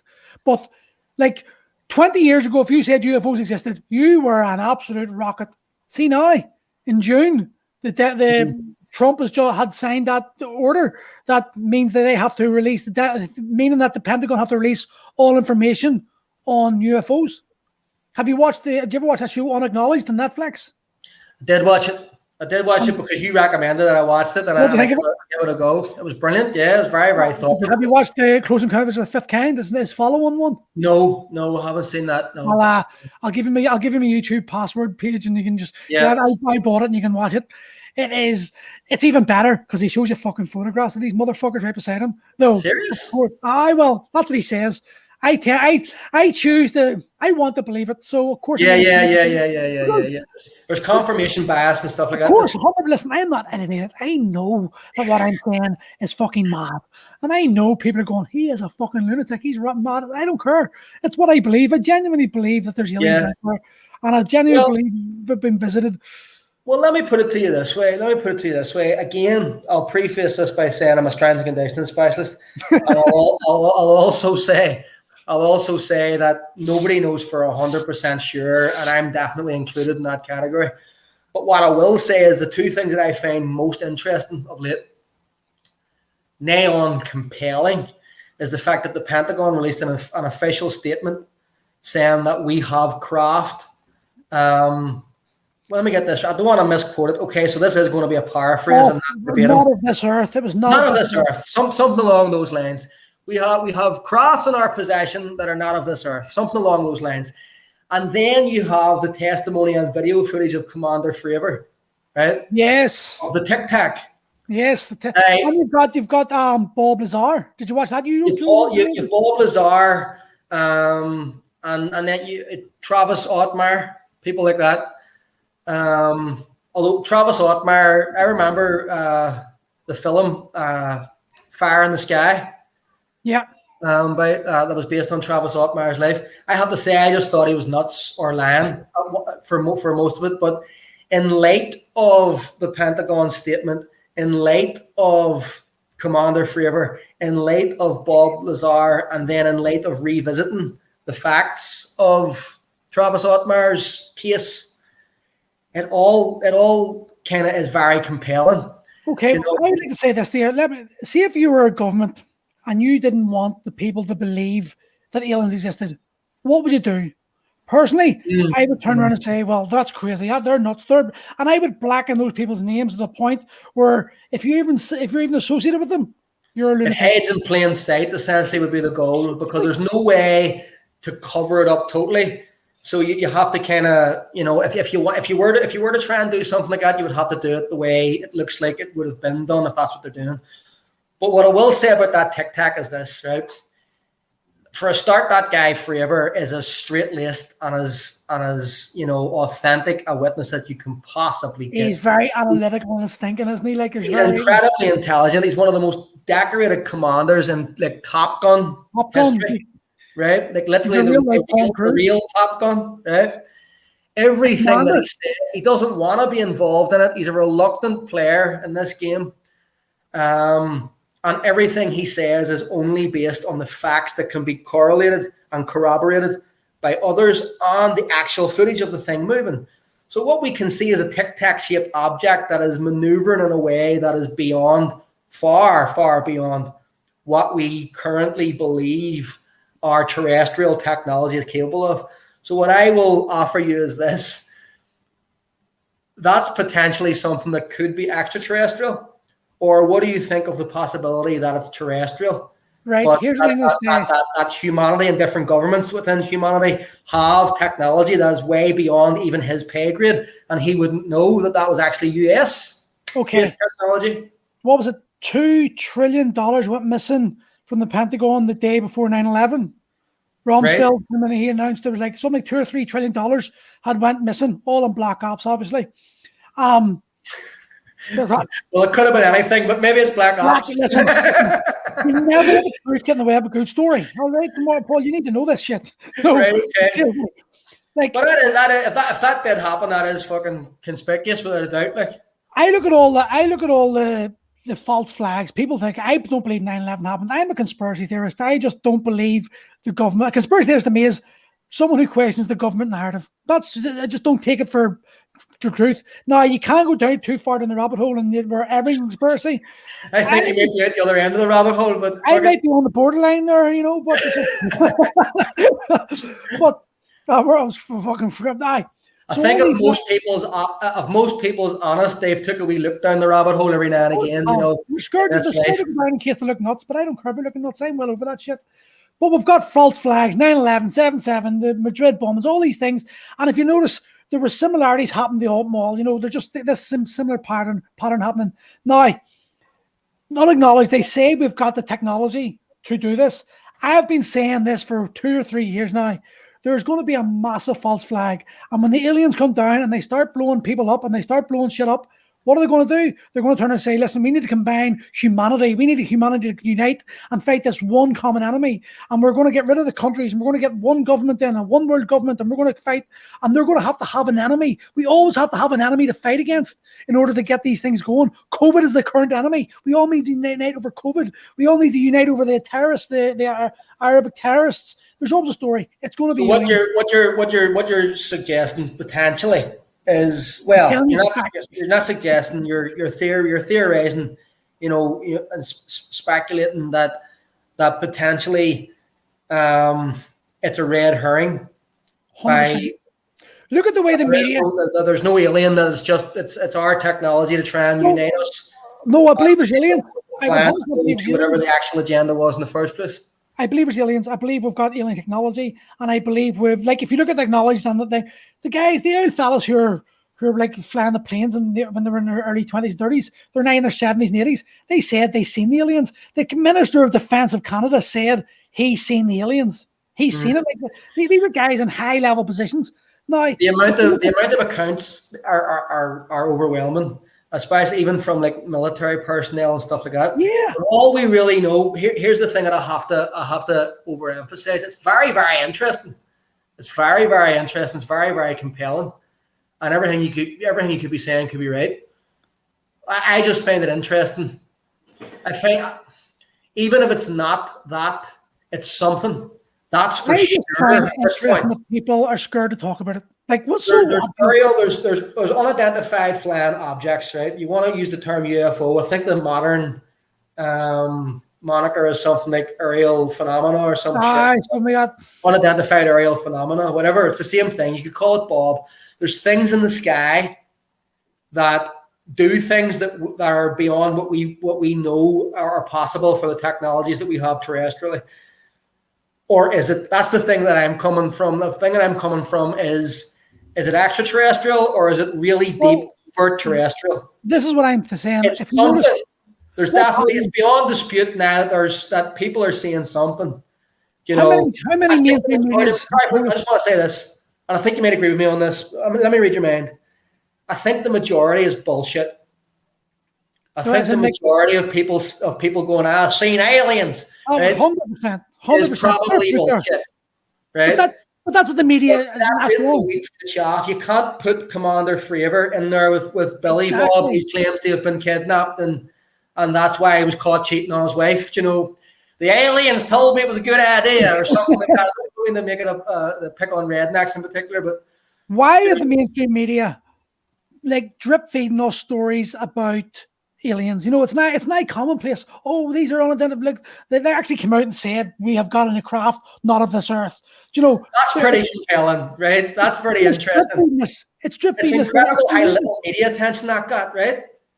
But I don't think it did. I think it got subconsciously. It got put into our minds. I think that they want to subconsciously program us to start believing that maybe aliens are true, and then bang, there's going to be an alien invasion. They've told us all about it. They're going to start killing us, and we're going to have to unite. Reality is, I don't believe aliens are going to kill us. I believe they're just here. If there was aliens out there going to kill us, they would kill us already. You know, yeah. Unless there's some sort of real sick cat playing with a ball of string agenda. To be honest, if you really want to go down the rabbit hole, I believe it's more dimensional than anything else. The DMT has taught me too much shit about dimensional stuff. And like, you know, I believe there could be a dimension about us right now that we have no idea to understand because we have no way of seeing it. We have no way of sensing it. Our five senses aren't adapted enough. Look at the light spectrum alone. The light spectrum, like what animals see compared to what we see, is just completely different. The audio spectrum that dogs can hear, some whales can hear, that we can't hear. So we're only... our reality is limited to the capacity of our senses. So reality means different things, even to different creatures on this earth. What I'd love to know is, why are people scared to actually think there's potential to something else? Why Ridicule, probably. Isn't it mad though? You know, being ridiculed, actually, someone who could maybe figure shit out is too worried to even think about going down that rabbit hole because they're too worried about what other people think. Madness. Ridicule and probably funding, to be honest, as well. Like, there's probably not enough. There is money that does actually get governmentally attributed to such things. But 2 trillion. yeah. Well, if that they wouldn't overtly say at least that was what that was for.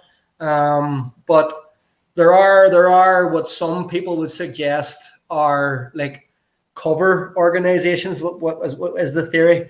I'm not saying that. I don't know what they are. They could be legit government agencies. I don't know that are, but they have very like micro funding in comparison to something like weapons defense or something like that. And you can see the pragmatism in that too, because, you know, if aliens wanted, if aliens, if there are aliens who have been here, then they're coming from somewhere far. And if they're able to do that, the technology is far beyond ours. And no matter how much money we're putting into defense, if they want us dead, we're probably going to be dead. So you can see why they would pump more money into terrestrial defense, because we might be more at risk there. But I've got a different theory. I would say that we have got the ability. We know Tesla had the ability, free energy and all this stuff. We know. Now we're back to the pyramids. Well, the thing is, who governs the world? The elite, the rich, the uber rich, the people the people that aren't in government, the people that we don't know, the shadow governments, whatever you want to call them, deep cabal, deep state, whatever you want to call them. They make billions and trillions every year of oil, of electricity, of gases, of coal, of all these fossil fuels. If we have the ability to get free energy, they lose out. They don't. It's not in their interests to give us that technology. It's better in their interest to keep their technology for themselves and make money off us, keep us enslaved. And that's genuine, I believe. I believe there's an overt or covert, whatever, both probably, operation behind keeping us uninformed, so that we believe our reality right now. This is the latest technology we've got. Whereas deep down we all know there's more shit that they have this shit that we don't know. Yeah, well, I mean, there's good actual precedent for suggesting that the government would, technologically speaking, play its cards close to its chest in terms of what we're allowed to have versus what they have behind closed doors. And to be fair, from a completely mainstream perspective, I can see the pragmatism in that. If I was in any sort of leadership position for a country the size of, let's say, United States, right? I especially with a population with a mindset as divided and as diverse. But that's you're talking about. That's the key mindset. Yeah, it's a culture that we have created. Yeah, but wouldn't it be the right thing to do to to keep some of the major game-changing technology in the hands of the people who run the show, rather than it's like you want. I almost want the government to have stuff that's beyond what an iPhone, let's say, so that. Why? Well, because ultimately, you wanna have the confidence and the faith in the fact that if push comes to shove, there's more. I want to know. I want to at least believe in theory that if push comes to shove, either terrestrially or otherwise, that we have more in the tank than what I can see. Okay. In terms of, I'm not even talking about aliens. I'm talking about other power nations who maybe want to exert a certain conflict. Here's my idea. America to have a few aces up their sleeve, really. I would rather we focus on having like a utopian world where there is no war. We don't need war. Why do we need war? We need war because we believe. We need war because we believe the bullshit the media tell us. Like there is no need. Like the Arabs across the other side of the world, they bleed red blood. The Protestants in this country bleed the same blood as the Catholics in this country. We've got the same problems. Like if you're Sammy from Shankill or Paddy from the Falls, and you're both plumbers, you've got worries about debt, you've got worries about mortgage, you've got worries about your kids. We've got more in common than we realize, but just because we're kept divided. And because we're kept divided, we fear each other. And because we fear each other, we need to have weapons. We need to have war. We need to conquer. It's an inbuilt, it's within every human being. But it doesn't mean it has to be that way. I know it's a utopian idea, but fuck me, we're going dystopian here. Like I think it's better to have that hope. Yeah, it's better to have that hope than fucking the current reality we've got. And the reality we've got is what we accept. I mean, listen, there's nobody who would want. I think anybody of sound mind who's a decent human being would, at least in theory, want a society that was more utopian. And I think historically speaking, if you look at the progress of society, we are actually becoming more utopian and more egalitarian, at least, let's say.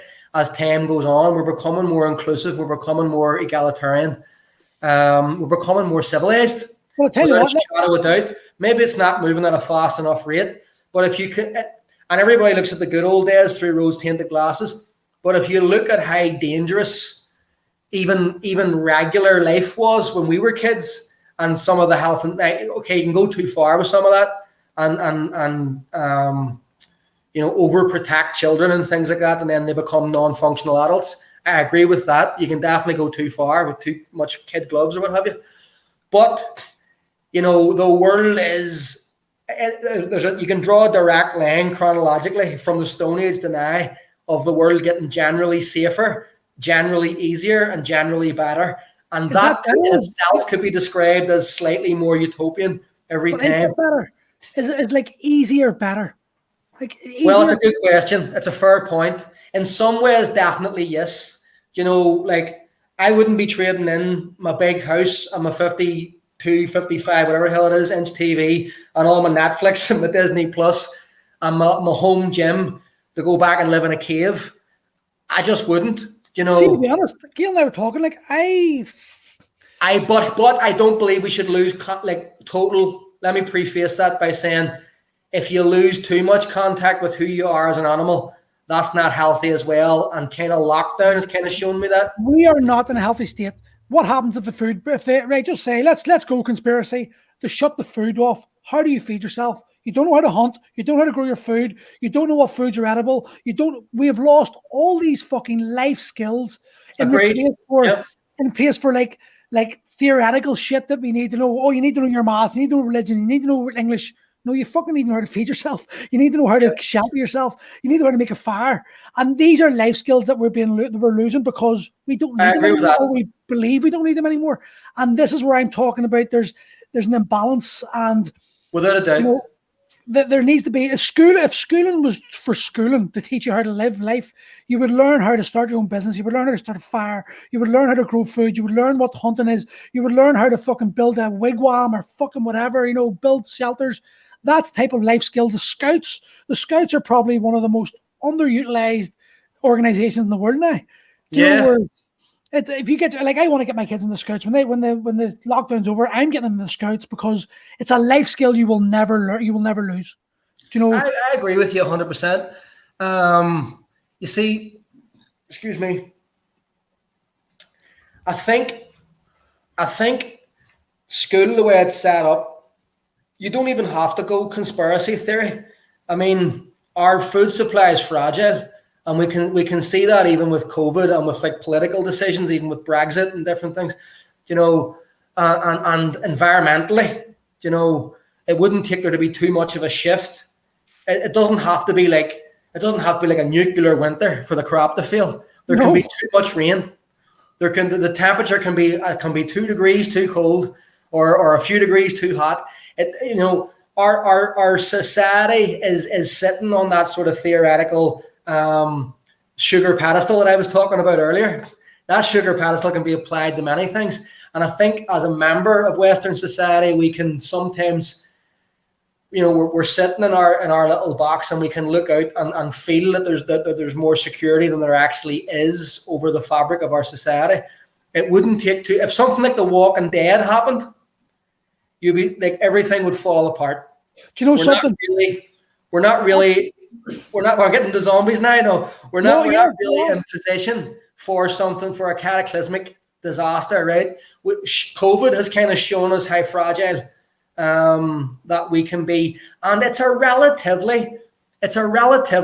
Now, I don't mean to say this to do in any way belittle anybody's loss or anything like that, but like COVID could be worse as a virus. What happens if there was a virus that was more deadly? What happens if there was a real, honest to goodness, like something like the bubonic plague, which had a 100% kill rate? What would happen? The government would lose control, but it just so happens that this is a really nice virus that the government can control and save everyone as long as we take our freedoms away. Fuck that. But things like school, right? It doesn't have to be. It doesn't have to be like a grand plan to kind of keep us helpless. I can see how, logically speaking, school would just reflect the society that has become the mainstream. Like, for example, it's essentially developing. It's specific. Athletes used to be more well-rounded, but there was never anybody as fast as Usain Bolt when they were. Right? Yeah. It's like it. We live in a world of increasing specialization, if that makes sense. This is perfect, because this is the perfect way to end this conversation. It's been 2.5 hours. Geez, we're flying here. I know. It's been great. I've been loving this. Podcast. How is this happening?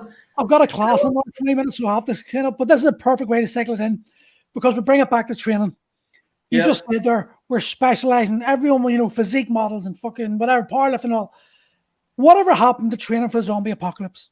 Can you outrun the slowest guy? Can you outlift it? Can you lift a rock off a mate? Can you carry your mate and can you fight them off? Can you run and climb a tree?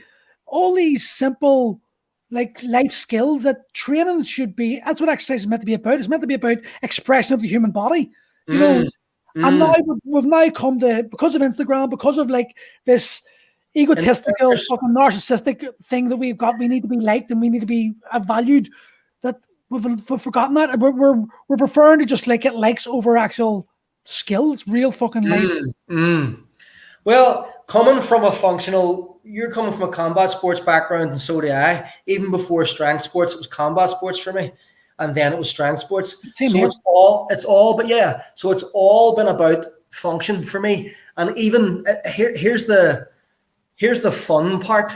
You can have it all. You actually can. Because if you control the programmatic variables that bring about real functional improvements in capacities like strength, and then you weight the loading parameters to reflect something like size, you get bigger and stronger at the same time. And you can define that as harder to kill if you want. I call it training to be a cockroach. Training to be a cockroach. You can't kill the fuckers. biceps over function. But you can definitely be a big functional dude. We see them all the time. It's harder, what you're talking really about there is improving. Purely training for a zombie apocalypse is kind of cool, because it's actually training for everything. The likelihood of a zombie apocalypse is infinitesimally small, but regardless of that, which would be a good crack if there was, to a certain extent. If you were Well, that's nice. if you had the perfect base and everybody you loved was safe and 100%, it may be better. But if you watch The Walking Dead, you would never want it to happen ever, no matter what. But the teenager in me kind of finds the notion of it adventurous. But no, it doesn't have to be a zombie apocalypse to train for one, because it just happens to be the answer for, any calamity in life, even if it's not physical. If you're both aerobically and anaerobically fitter, your pound for pound strength's really high, your gymnastic strength's high, you've got hand-to-hand combat skills, you've got weaponry skills, you've got, basic survival skills, you've got first aid skills, medical skills. That's kind of what you're talking about, this 360-degree man for all seasons, or person for all seasons. Free-range human. That's what I call them, free-range humans. That's a real cool position to be in, no matter what the situation is. It's certainly better than basing your training around, tricep kickbacks and drop sets. Yes, it is. Well, Paul, I think we'll have to leave it there, mate. I've got a class to go, and that was 2.5 hours. I something. I knew it was going to be a rabbit hole talk. I knew we were going to go. But I really enjoyed that. That was good crack. That was class. I love it, man. Thank you for having me on. You probably just lost all credibility now talking to me about that shit, but sure. Listen, I think, as I said the whole way through, I'm a strength and conditioning coach, and this is just personal musings on. Yeah, but it's on whatever. You know something? Paul McIlroy is more than a strength and conditioning coach. That's the reality, I'm more than fucking a coach. I'm just a. You're a human being first before you're anything else. Exactly. Well, mate, thank you very much. I will speak to you soon, and enjoyed that. Happy days. Paul, can I ask a favor? Yes. Sorry. Before you go, how do people get in contact with you? Oh, yes. Well, if you want to get in contact with me, you can find me on social media. You can search my name on Facebook and follow me. I think I'm at my friends limit. Or you can find me on Instagram. I'm only just on Instagram, and I haven't really figured it out yet because I'm Generation X. It's all. What's your handle on Instagram? It's at Paul McIlroy Amazing 12, I believe, something like that. That's the number 1212. And then there's the website, theamazing12.com. If you want to learn, I have tons of videos on there. Even if you don't want to be, if you're not in the fitness industry, you don't want a body transformation, you don't want to become an Amazing 12 coach. There's loads of free educational content on there on my theories on training, building muscle, losing fat, all that. So what are you going to, sorry, before you go, you said you wanted to ask something. I was just going to ask you, would you send this to Dwayne? 100%. That's literally, you could probably cut that off for her, to be fair, because I don't I don't edit these things. I just put them all on. Happy days. Well. If the computer freezes, I'll edit it out. Otherwise, I just let it go. Yeah. It's a conversation. Yeah. It's more natural. Well, Dwayne's my trusty media guy, and he can replicate this podcast for our purposes as well, if you don't mind. Yes, not a problem. You do me a favor. Just send me his email on Messenger there, and I'll send it over. I will. Thank you, buddy. I'll speak to you. See you later.